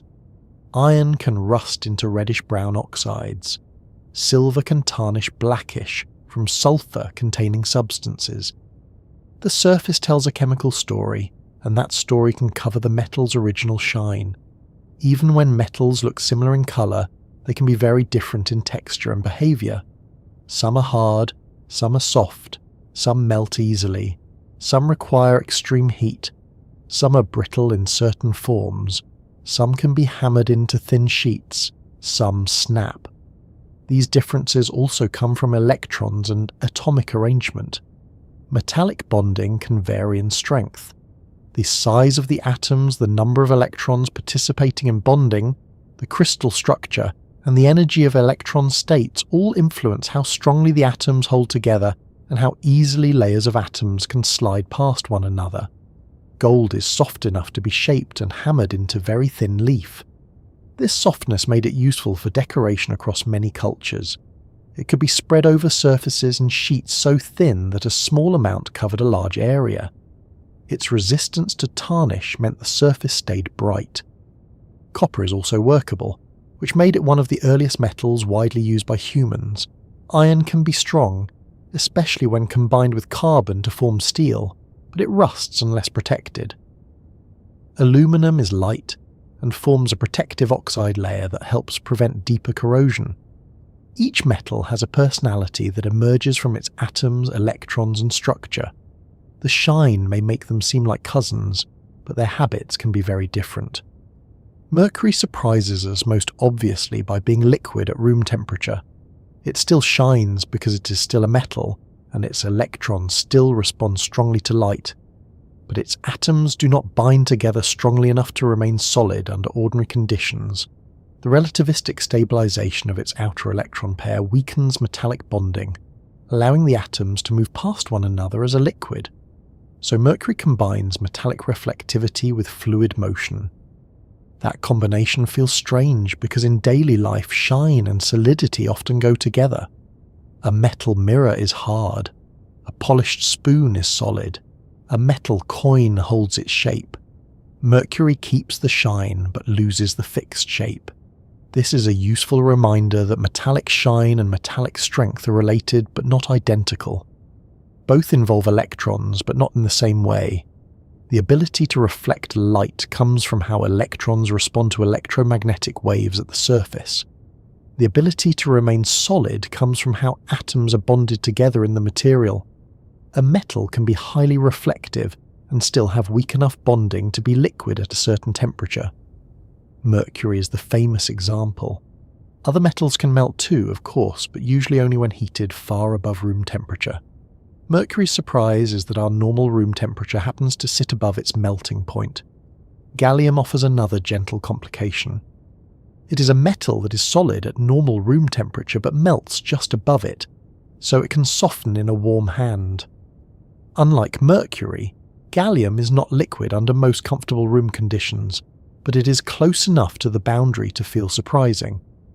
Its low melting point comes from its own bonding and crystal structure, not from exactly the same cause as Mercury. This is important because nature often produces similar visible outcomes through different detailed pathways. A low melting metal does not always have the same explanation. Mercury's liquid state is strongly tied to relativistic effects, while gallium's low melting behaviour has more to do with the peculiar way its atoms bond and arrange themselves. Some metals surprise through density. Gold, platinum, tungsten, mercury and lead feel heavy because their atoms are massive and packed closely. A small piece of gold can feel more substantial than its size suggests. This weight contributed to gold's historical sense of importance. Dense objects feel serious in the hand, yet density alone does not tell us everything. Lead is dense and soft. Tungsten is dense and has an extremely high melting point. Gold is dense, soft, and yellow. Mercury is dense and liquid. The same broad category, heavy metal, contains many different outcomes because electron structure and bonding differ from element to element. Some metals surprise through chemical reluctance. Gold and platinum are called noble metals because they resist many ordinary chemical reactions. They do not casually oxidize in air. That makes them valuable for jewellery, electronics, and certain laboratory uses. Their reluctance comes from the stability of their electron arrangements and the energetics of reacting with other substances. Relativity plays a role in the chemistry of heavy noble metals, influencing how tightly certain electrons are held and how the atoms interact. This is why gold can remain bright after centuries while iron crumbles into rust under much less dramatic conditions. The difference is not moral character, although gold does behave with a certain aristocratic stubbornness. It is electron structure. Other metals surprise through magnetism. Iron, cobalt, and nickel can form strong permanent magnets because of the arrangement and alignment of electron-magnetic behaviour inside the material. Many metals are not magnetic in the everyday fridge magnet sense. Magnetism depends on unpaired electrons, crystal structure, and collective ordering. Again, the metal category contains enormous variety. Shine alone does not predict magnetism. Silver shines but is not a common permanent magnet. Iron can shine when polished, and can also be magnetic. Gold shines warmly, and is not magnetic in the usual way. The electrons decide, and they decide differently depending on the element and structure. The more carefully we look, the more the word metal becomes both useful and too simple. Metals tend to conduct electricity, they tend to reflect light, they often can be shaped without shattering, they often form positive ions in chemical reactions. But within that broad family are many personalities. Sodium is soft and reacts violently with water. Aluminum is light and protected by oxide. Iron is strong but rust-prone. Copper is reddish and conductive. Silver is highly reflective and conductive. Gold is yellow and noble. Mercury is liquid. Tungsten resists melting. Lead is soft and dense. Titanium is strong for its weight and forms colourful surface oxides. The family resemblance is real, but the individual differences are just as real. Those individual differences come from the periodic table's hidden order.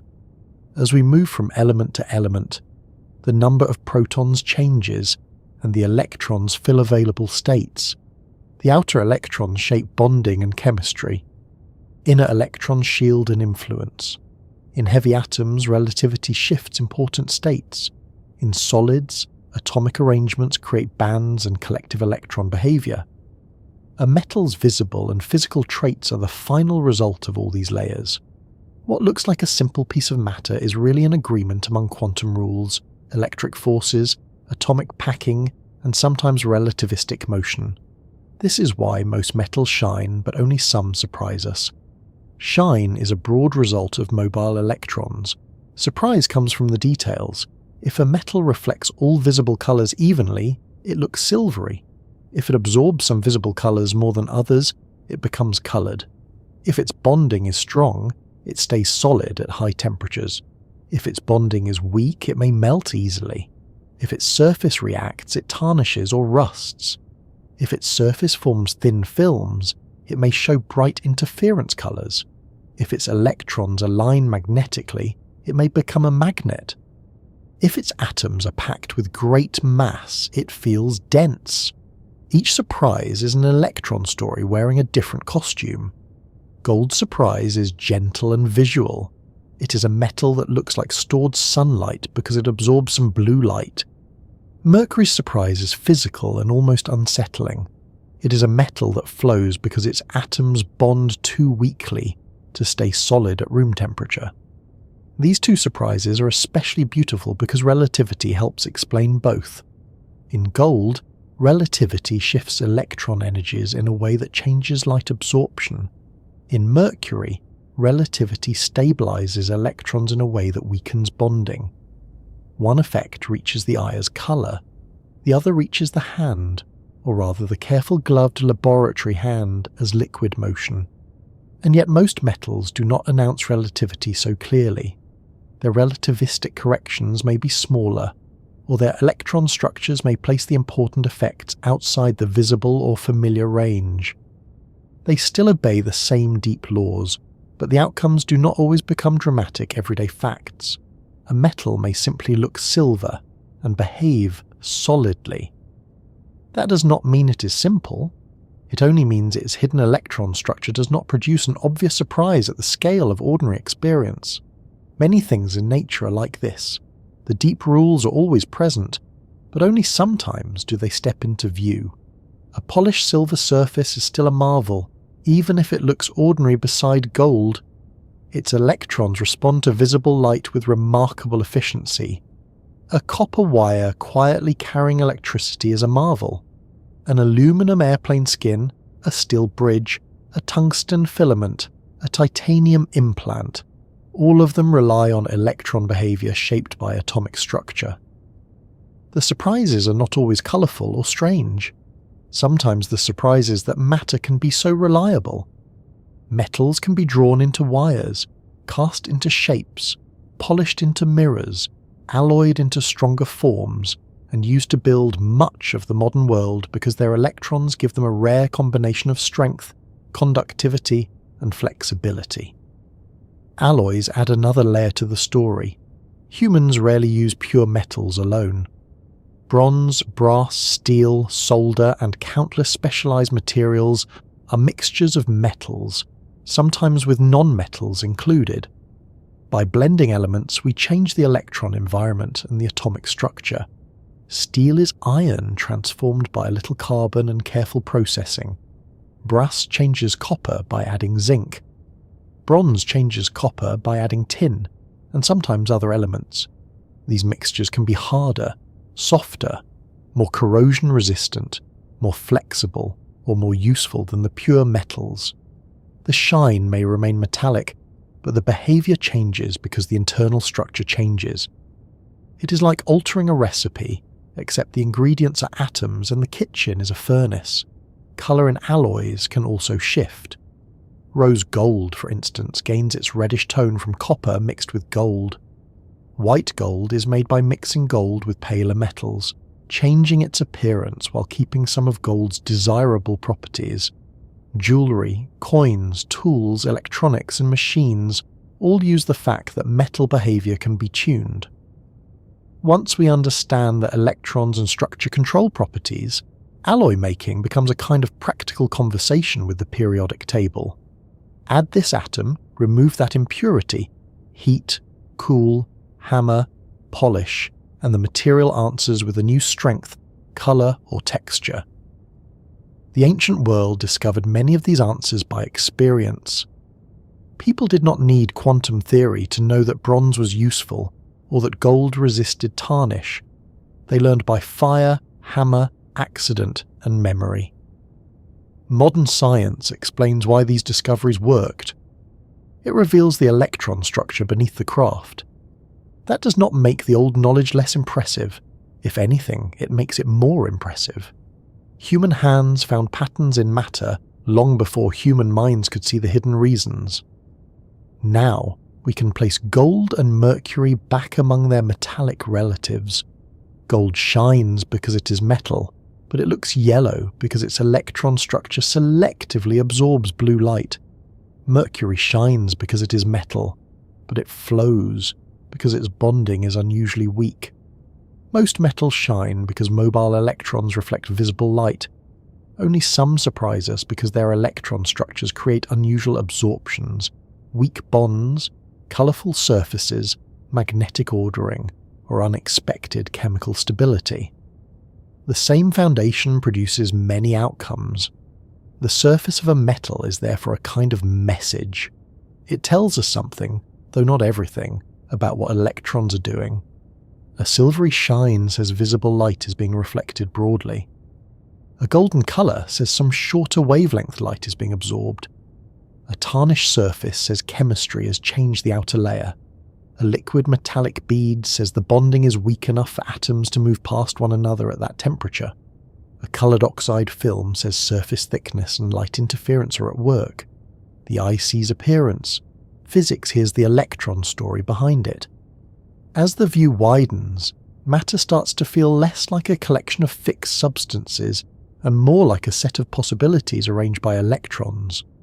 Colour, shine, hardness, melting, conductivity, and chemical behaviour are not separate mysteries. They are different faces of the same underlying world. The next movement in the story draws these faces together more tightly, because the gold in a ring, the mercury in a sealed instrument, the silver in a mirror, and the copper in a wire are all examples of atomic alchemy. Not the old dream of turning lead into gold by wishful heating, but the real alchemy of colour, weight, motion, and light, emerging from the hidden architecture of atoms. The old dream of alchemy was to take one substance and turn it into another, to persuade dull lead to become gold, to find a hidden recipe that could transform the ordinary into the precious. For centuries that dream sat somewhere between craft, chemistry, medicine, mysticism, and hope. It was not modern science, but it was not pure nonsense either. The alchemists watched materials closely. They heated, dissolved, mixed, distilled, burned, purified, and recorded. They were often wrong about the reasons, but they were right that matter had secrets. They were right that one substance could behave in ways another substance could not. They were right that colour, weight, shine, and motion were clues. They simply did not yet have the atom. Modern physics gives us a different kind of alchemy. It is not the alchemy of secret furnaces and hidden symbols. It is the alchemy of electrons, nuclei, light, and motion. It does not promise that a pot of lead can be stirred into gold on a quiet afternoon. It does something better. It explains why gold was gold in the first place. It explains why mercury flows, why silver shines, why copper glows red, why lead feels heavy and soft, why tungsten resists melting, and why a piece of matter can look simple while carrying a whole architecture of invisible causes inside it. A material is not only what it is made of, it is how its atoms are arranged, how its electrons are distributed, how strongly those atoms cling to one another, how they respond to light, how they move when warmed, and how their surfaces meet the world. The same protons, neutrons, and electrons, arranged differently, give us substances so different that they seem to belong to separate kinds of reality. Carbon can become diamond, hard and clear, or graphite, dark and soft, because the atoms are bonded in different patterns. Iron can be soft or hard depending on impurities and structure. Copper can become bronze or brass when blended with other metals. Gold remains yellow because its electrons absorb light in a particular way. Mercury remains liquid at room temperature because its atoms do not bond strongly enough to freeze into the ordinary metallic firmness we expect. This is the real atomic alchemy. Matter changes its visible personality when its hidden structure changes. Colour is one of the most immediate clues. We trust colour because it arrives so quickly. We glance, and the world separates itself into green leaves, red bricks, blue sky, grey stone, yellow light, and golden metal. But colour is not a simple label painted onto objects. Colour is an interaction. Light arrives from a source, meets matter, and returns to our eyes changed. Some colours are absorbed, some are reflected, some are scattered, and some pass through. The object does not carry colour in isolation. It participates in a process. Gold teaches this beautifully. White light strikes the surface, and the electrons in the metal respond. Because of the way gold's electron energies are arranged, and because relativity shifts those energies in a heavy atom, some of the blue part of the light is absorbed more strongly. The reflected light is left richer in yellow and red. That is what the eye receives. That is what the brain names gold. The colour is not a decoration. It is a report from the electron structure. Silver tells a different report. Its electrons reflect visible colours more evenly, so the mixture remains pale and bright. Copper absorbs enough shorter wavelength light to look reddish. Bismuth can show bright surface colours when thin oxide layers interfere with light. Heated steel can turn straw, purple, or blue because the surface film changes. In each case, colour comes from matter selecting from light. Sometimes the selection is caused by the pure metal itself. Sometimes it is caused by a surface layer. Sometimes it is caused by molecular bonds. But always the colour is a conversation between light and electrons.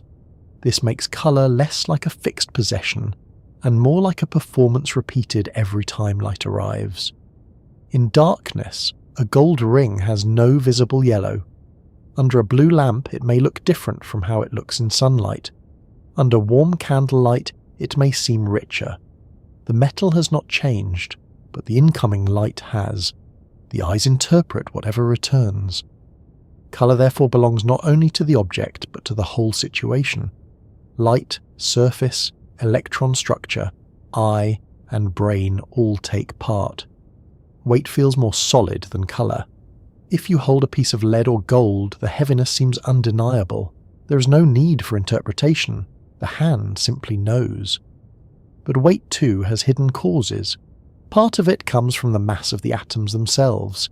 Heavy elements contain nuclei with many protons and neutrons.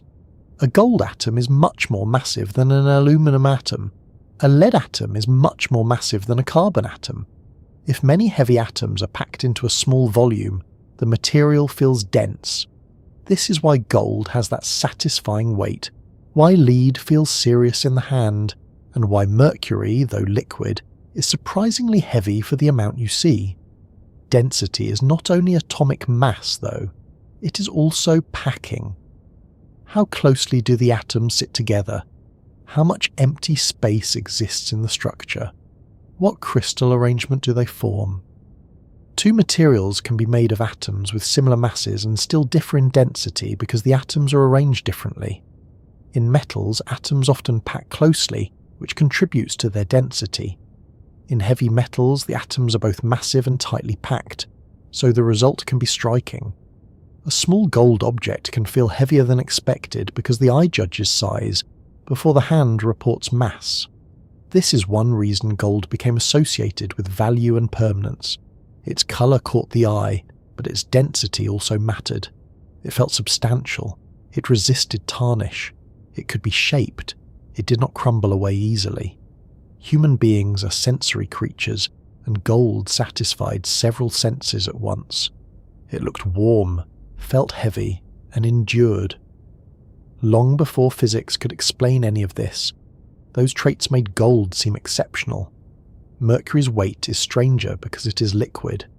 We are used to liquids like water, oil, milk, and tea. They have familiar weights. Mercury belongs to another category of feeling entirely. A small volume is heavy because the atoms are massive and closely packed. Yet the liquid moves, it flows, gathers and forms beads. So the hand and eye receive conflicting messages. It looks fluid, but it is metallic. It shines like a mirror, but it pours. It is dense like a heavy solid, but it refuses a fixed shape at room temperature. That contradiction is why Mercury became famous. Motion is the third clue. At the large scale, motion means obvious movement. Mercury rolls, a heated metal expands, a wire carries current, a magnet pulls iron filings, but at the atomic scale, motion is everywhere even when nothing seems to move. Atoms vibrate in solids, molecules tumble in liquids and gases, electrons occupy quantum states with energy and momentum. Heat is not a substance poured into matter, it is connected to microscopic motion and energy. Raise the temperature, and atoms generally vibrate or move more vigorously. Lower it, and their motion decreases. In a solid metal, the atoms vibrate around fixed positions. They are not still, but they are locked into an arrangement. In a liquid, atoms remain close together but can move past one another. In a gas, they move far more freely. Whether a substance is solid, liquid or gas at a given temperature depends on the balance between the motion of its particles and the forces holding them together. Strong bonding resists melting. Weak bonding allows melting at lower temperatures. Mercury's liquid nature fits this pattern exactly. The atoms do attract one another, but not strongly enough to remain locked into a solid structure at ordinary room temperature. Relativity helps explain why. The outer electron pair in Mercury is stabilized and held tightly. Those electrons do not participate strongly in bonding between Mercury atoms. The bonds are weak for a metal. Ordinary room temperature supplies enough thermal motion for the atoms to slide around rather than remain fixed. Mercury flows because the microscopic grip is loose. Gold, by contrast, has stronger metallic bonding under ordinary conditions and remains solid. Its relativistic effects show themselves more visibly in colour than in liquidity. This is a useful reminder that the same deep influence can appear differently depending on the element. Relativity changes electron energies. In gold, the change alters visible light absorption. In Mercury, the change weakens bonding. The atomic cause is related, but the material outcome is different. The old alchemists wanted transformation, and modern science shows that transformation is possible, though not in the way they imagined. We cannot change one element into another by ordinary chemistry, because chemistry rearranges electrons and bonds, not the identity of the nucleus. To turn one element into another, the number of protons in the nucleus must change. That belongs to nuclear physics, not ordinary chemical practice. Stars, stellar explosions, neutron star collisions, particle accelerators, and radioactive decay can change nuclei. A laboratory flame cannot turn lead into gold by rearranging outer electrons. The nucleus is the identity card of the element. But ordinary chemistry can still transform the behaviour of matter dramatically. Combine sodium, a reactive metal, with chlorine, a poisonous gas, and the result is table salt, a stable crystal essential to life in small amounts. Combine copper with tin, and bronze appears, harder and historically transformative. Add carbon to iron and control the structure, and steel becomes possible. The atoms may keep their identities, but the material changes because the bonding and arrangement change. This is a different kind of alchemy, less magical perhaps, but far more reliable. At the deepest level, the properties of matter are layered. The nucleus determines the element. The electron arrangement determines much of the chemistry. The way atoms bond determines molecules and solids. The larger structure determines hardness, flexibility, transparency, conductivity, and melting behaviour.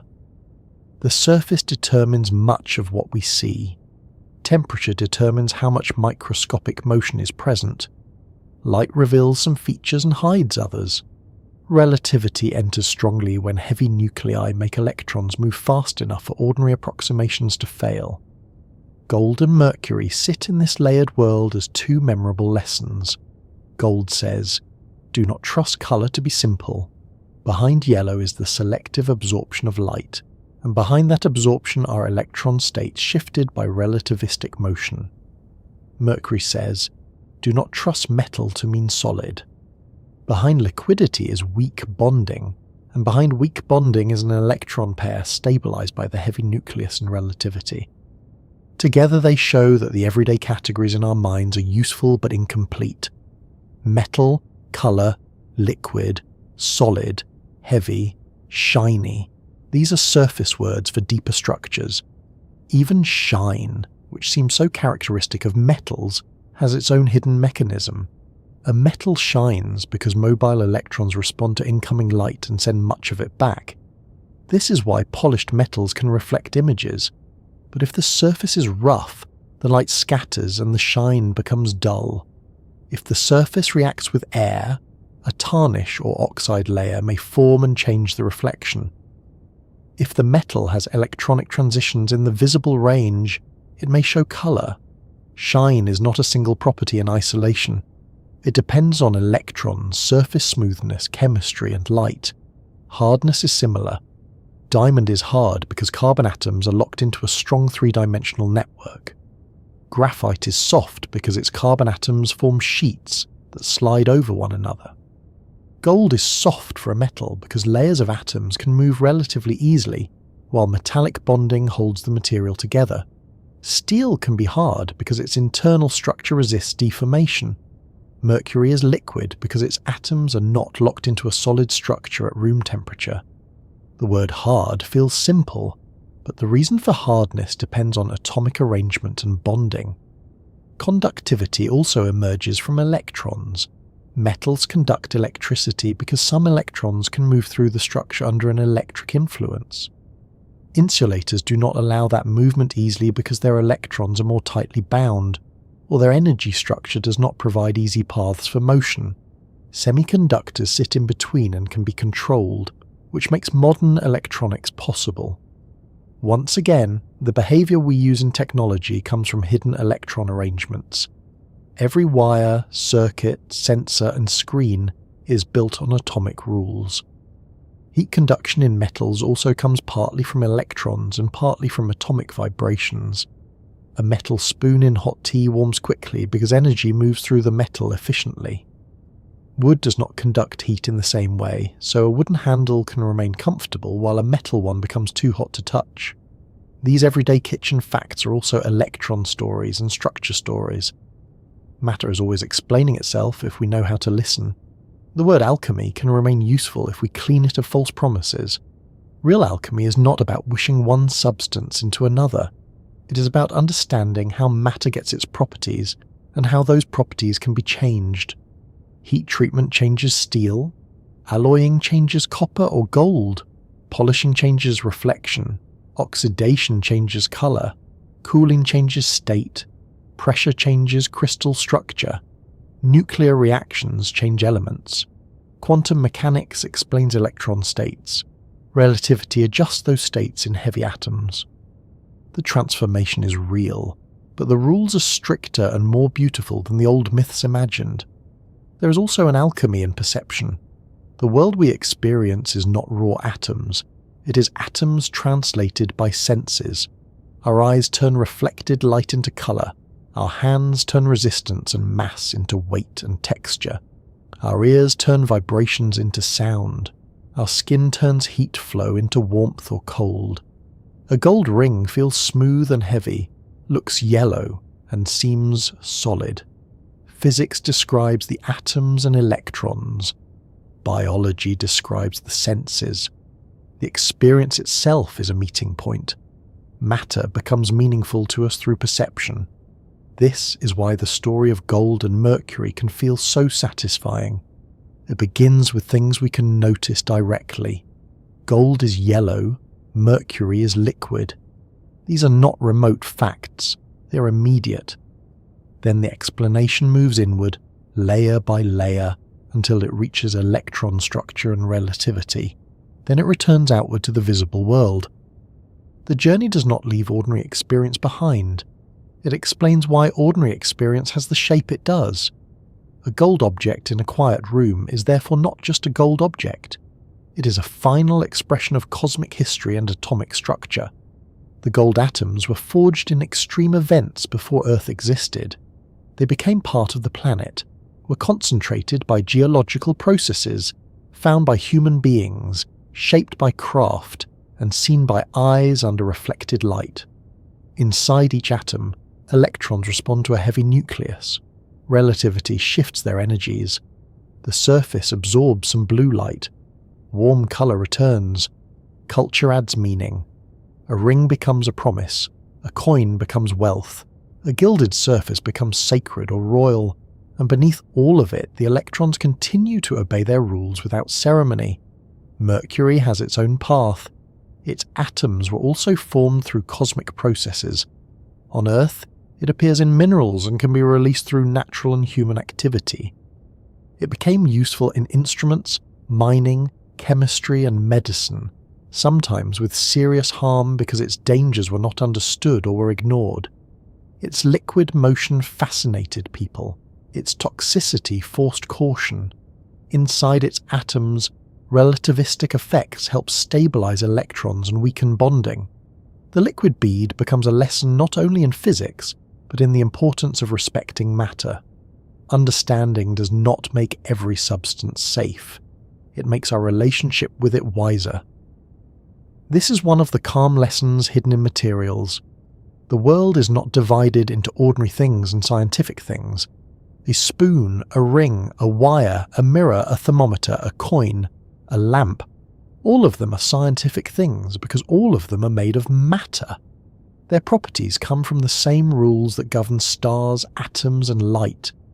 The difference is only whether we pause long enough to ask what is happening inside. And when we do pause, the categories begin to glow with more detail. Yellow is not just yellow, it is reflected light after selective absorption.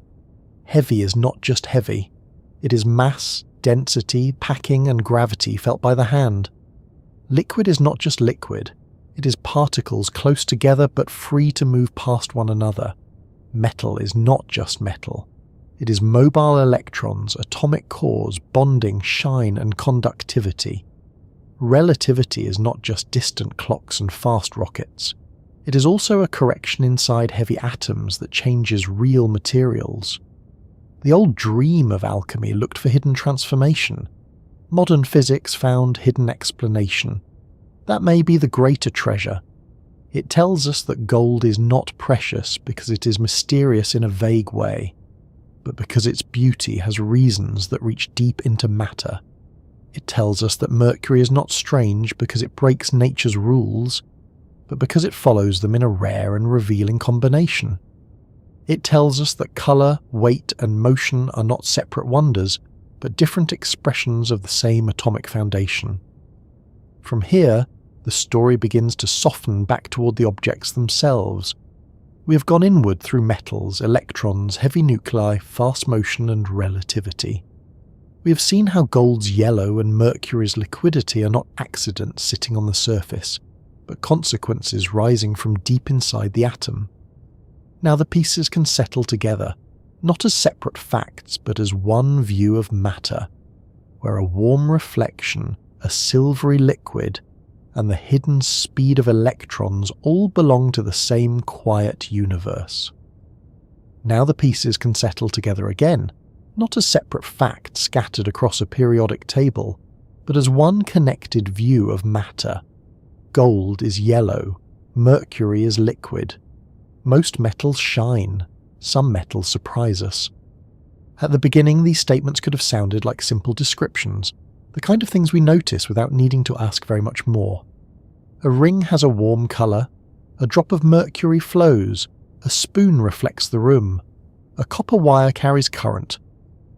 But once we follow the reasons inward, each ordinary fact becomes a doorway into electrons, light, bonding, atomic weight, quantum structure, and relativity.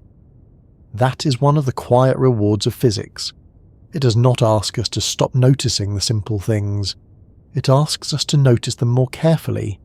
The shine of gold is still the shine of gold. Mercury is still Mercury. Silver is still bright and pale, but now each one carries more meaning. Gold is not yellow because nature simply assigned it a pleasant colour. It is yellow because its electrons interact with visible light in a particular way.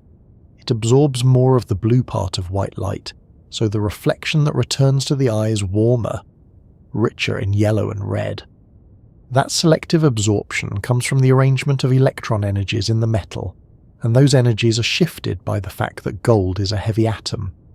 Deep inside gold, electrons close to the heavy nucleus move fast enough that relativity changes the calculation. The result is not hidden in a distant observatory. It is visible in a coin, a ring, a thin sheet of gold leaf, or a small contact inside an electronic device. Mercury tells the same larger lesson in another language. It does not announce relativity through colour, but through motion. A metal that is liquid at room temperature feels like an exception, but it is not breaking any rule. Its atoms are held together more weakly than the atoms in most solid metals around us. The reason lies in its electron structure. Mercury is heavy, and its electrons are influenced strongly by the large positive charge of its nucleus. Relativistic effects stabilise certain electron states, making the outer electron pair less available for strong metallic bonding. The Mercury atoms do not grip one another firmly enough to remain locked into a solid under ordinary conditions. They stay close, dense, and metallic, but they can slide past one another. So Mercury flows. These two examples are valuable because they show how deep principles appear at the scale of the senses. Gold reaches the eye as warm reflected light. Mercury reaches the eye as a moving silver surface. One property is optical, the other is mechanical and thermal. Yet both lead back to electrons around heavy nuclei. This is not a coincidence. The properties of materials are almost always electron stories in one form or another. Electrons decide how atoms bond. They decide which colours of light are absorbed or reflected. They decide whether a substance conducts electricity. They influence whether a surface resists corrosion, whether a metal is soft or hard, whether atoms bind tightly or loosely, and whether a material becomes useful in a wire, a mirror, a catalyst, or a jewel. The periodic table is the map where these stories are organised. At the top, the lighter elements give us many of the materials of life.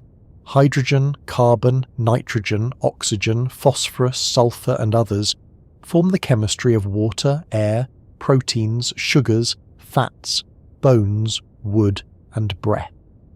Their electrons obey quantum rules, but relativity is usually a small correction in their ordinary chemistry. Farther down the table, the nuclei grow heavier. More protons pull more strongly on the electrons. Inner electrons move faster. Some electron states contract and become more tightly bound. Other states shift because of change shielding.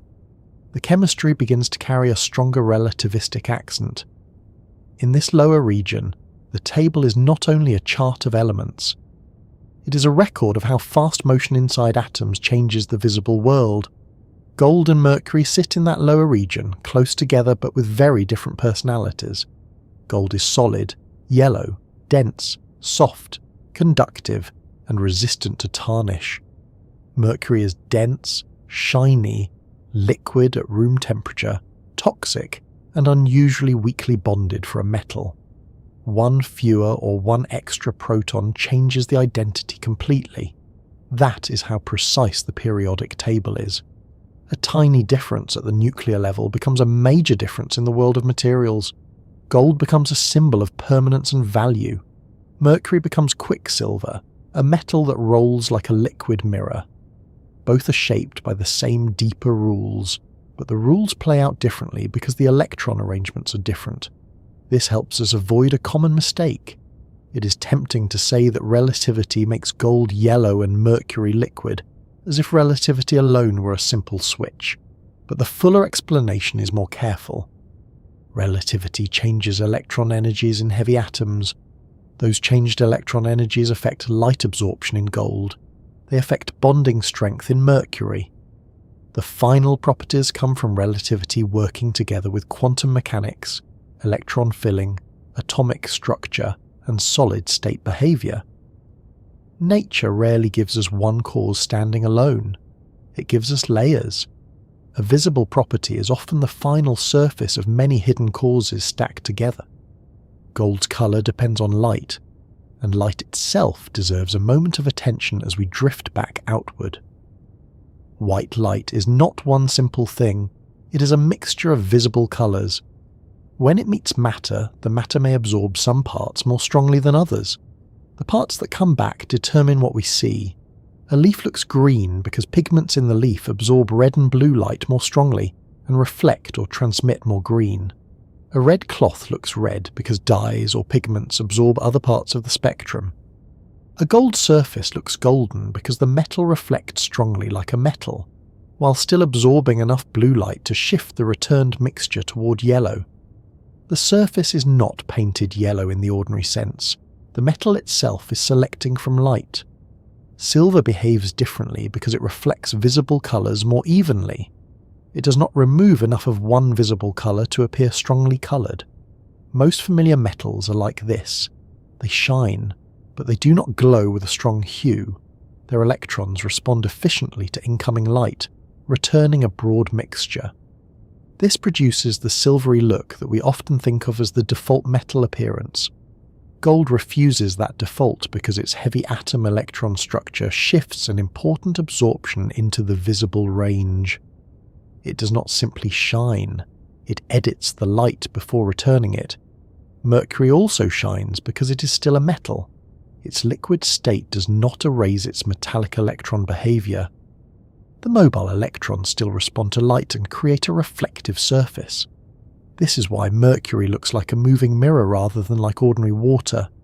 Its surface tension pulls it into rounded beads. Its density gives it a heavy presence. Its weak bonding lets it flow. Its metallic electrons make it shine. A single droplet carries several material properties at once, and each property points to a different part of the atomic explanation. It is important to keep the safety of Mercury clear, even in a calm reflection. Mercury is fascinating, but it is dangerous. It should not be touched, spilled, heated, or handled casually. Its vapour and many of its compounds can harm the nervous system and the body in serious ways. The old image of people playing with mercury beads belongs to a time before the risks were properly respected. Understanding mercury should make it more interesting, not more inviting to handle. Science gives us wonder, but it also gives us caution. A material can be beautiful, useful, and hazardous at the same time. Gold carries a different kind of lesson about human attention. People valued it long before they knew why it looked the way it did. They valued its colour, its weight, its resistance to tarnish, and its ability to be shaped. It could be hammered into thin sheets and made into delicate objects. It could survive burial and weather. It could pass from hand to hand and still look like itself. Ancient people did not need electron theory to recognise these properties. But modern science explains why those properties belong together. Gold's heavy atoms, electron structure, and relativistic effects help shape its colour and chemistry. Its resistance to corrosion comes from the energetics of its electrons and reactions. Its density comes from massive atoms packed closely. Its softness comes from the way its atomic layers can move under stress. The old human sense that gold was special was correct. The reasons were simply hidden. There is a similar continuity in the history of Mercury. People noticed its liquid metallic motion long before they understood atoms. It appeared in alchemy, medicine, mining, instruments, and mythology. It was useful and dangerous, admired and misunderstood. Its old name Quicksilver captured the way it moved, but not the reason. Now we can say more. Mercury flows at room temperature because its atoms bond weakly for a metal, and that weak bonding is tied to relativistic stabilization of its electron structure. The old wonder remains, but it becomes anchored in physics. This is often how scientific understanding changes wonder. It does not remove it, it gives it a place to stand. A rainbow is not less beautiful because we understand refraction and reflection in water droplets. A star is not less beautiful because we know it shines through nuclear fusion. Gold is not less beautiful because its colour comes from electron transitions shifted by relativity. Mercury is not less strange because its liquid nature can be traced to weak metallic bonding. Explanation does not flatten the world when the explanation is deep enough. It adds depth to what was already there. The atom itself, once imagined as a tiny solar system, has become something subtler. The nucleus is central and heavy, but electrons are not little planets circling on fixed tracks. They occupy quantum states, patterns of probability and energy. These states determine how atoms behave, how they join, how they absorb light, and how they form solids. In heavy atoms, the inner electrons move so quickly that relativity must be included. This means the atom is not only small, it is intense. Around a heavy nucleus, the conditions are extreme enough to let Einstein's ideas shape chemistry. That phrase can still feel surprising. Relativity inside atoms. It sounds as if two separate worlds have been folded into one, but they were never separate in nature. Relativity is about how motion, energy, space and time behave when speeds become very high or gravity becomes strong. Quantum mechanics is about the allowed behaviour of matter and energy at small scales. Heavy atoms require both. Their electrons are quantum objects, and some of them move fast enough for relativistic effects to matter. The result is not science fiction. It is the periodic table as it actually works. In everyday life, these effects are usually hidden behind the smoothness of objects. A gold ring does not display a label explaining its electron structure. A mercury thermometer, in the older kind, did not whisper about relativistic bonding as the column rose. A silver spoon does not announce that its mobile electrons are reflecting visible light broadly. Matter simply behaves. We are the ones who ask why, and when we do, the behaviour becomes a lesson. There is comfort in that, especially for a subject that can sound technical from the outside. We do not need to begin with complicated mathematics to appreciate the main idea. We can begin with what is seen. Gold is yellow because it absorbs some blue light. That absorption comes from electron energy differences. In gold, those differences are shifted by relativity because gold is a heavy atom. Mercury is liquid because its atoms do not bond strongly enough to stay solid at room temperature. That weak bonding comes from its electron structure, also shaped by relativity. The details can become very advanced, but the path can be followed gently, and the path leads to a larger picture of materials. Every object around us is a balance of structure and motion. A wooden table, a glass of water, a steel nail, a copper wire, a gold earring, a ceramic cup, a plastic button, a stone on a windowsill. Each has properties because of atoms and electrons. Some are transparent because light passes through without being strongly absorbed. Some are opaque because light is absorbed or scattered. Some conduct electricity because electrons can move through them. Some insulate because electrons cannot move freely. Some melt easily because their particles are weakly held. Some resist heat because their bonds are strong. The world of matter is not a list of isolated facts. It is a set of patterns built from hidden arrangements. Gold and mercury simply give us a memorable pair of patterns. One catches light in a way that reveals relativity through colour. The other holds itself together weakly enough to reveal relativity through liquid motion. They are good teachers because they make the invisible visible. Gold turns electron energy shifts into yellow reflection. Mercury turns electron stabilization into a flowing metal. Their lessons are concrete. You can imagine them without needing to imagine the whole atom at once.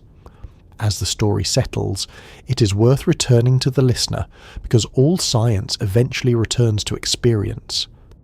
Maybe you are hearing this in a dark room with a small light nearby. Maybe there is a ring on your hand, a watch on a table, a charging cable by the bed, a lamp with metal inside it, or a screen glowing softly. Even if there is no gold nearby and certainly no mercury to handle, the room is full of materials. Every surface around you is interacting with light. Every solid object is held together by bonds. Every warm thing contains microscopic motion. Every metal part shines or conducts because of electrons. The hidden world is not far away. It is the room itself, understood more closely. That is a gentle way to end this journey through gold, Mercury, and relativity inside atoms. We began with two simple questions: why gold is yellow and why Mercury is liquid. We passed through the shine of metals, the false comfort of the tiny solar system atom, the strange speed of inner electrons, the lower regions of the periodic table, and the way colour, weight, and motion rise from atomic structure. And now those questions no longer feel quite so simple. They feel better than simple. They feel connected. So perhaps the next time you see gold, whether in a ring, a coin, a photograph, a museum case, or a small electronic connector, you might remember that its colour is not just a human symbol of wealth or warmth. It is also a signal from electrons moving in the field of a heavy nucleus, a visible trace of relativistic physics. And if you ever see Mercury safely sealed away in an old instrument or a scientific display, you might remember that its liquid shine is not a violation of what metals are supposed to be. It is what happens when heavy atom electrons weaken the bonding just enough for a dense metal to flow. Matter is full of these quiet surprises. The universe does not reserve its deepest rules for black holes and galaxies. It hides them in metals, lamps, wires, stones, water, and dust. It places relativity inside atoms and lets it appear as colour. It places quantum structure inside solids and lets it appear as hardness or shine. It places motion inside stillness and lets warmth tell the story. The more closely we look, the more ordinary things become understandable, and the more understandable they become, the more remarkable they seem. If this journey has been a calm companion tonight, and if the strange behaviour of gold and Mercury helped your thoughts slow down rather than speed up, I would be grateful if you liked the video, subscribed, or shared this quiet science space with someone who enjoys learning gently. And as always, I would love to know where you're listening from and what small piece of matter is nearest to you right now. A glass, a ring, a blanket, a phone, a lamp, a window frame. Whatever it is, it has its own atomic story. For now, let the gold keep its warm reflection. Let Mercury remain safely sealed in memory and science. Let the electrons do their hidden work without needing to be watched. The room can be quiet again, the light can soften, the day can loosen its hold, and somewhere inside every solid surface and every shining metal, the rules of the universe continue steadily, patiently, and without hurry. Sleep well, fellow traveller, wherever you are, and whatever matter surrounds you tonight.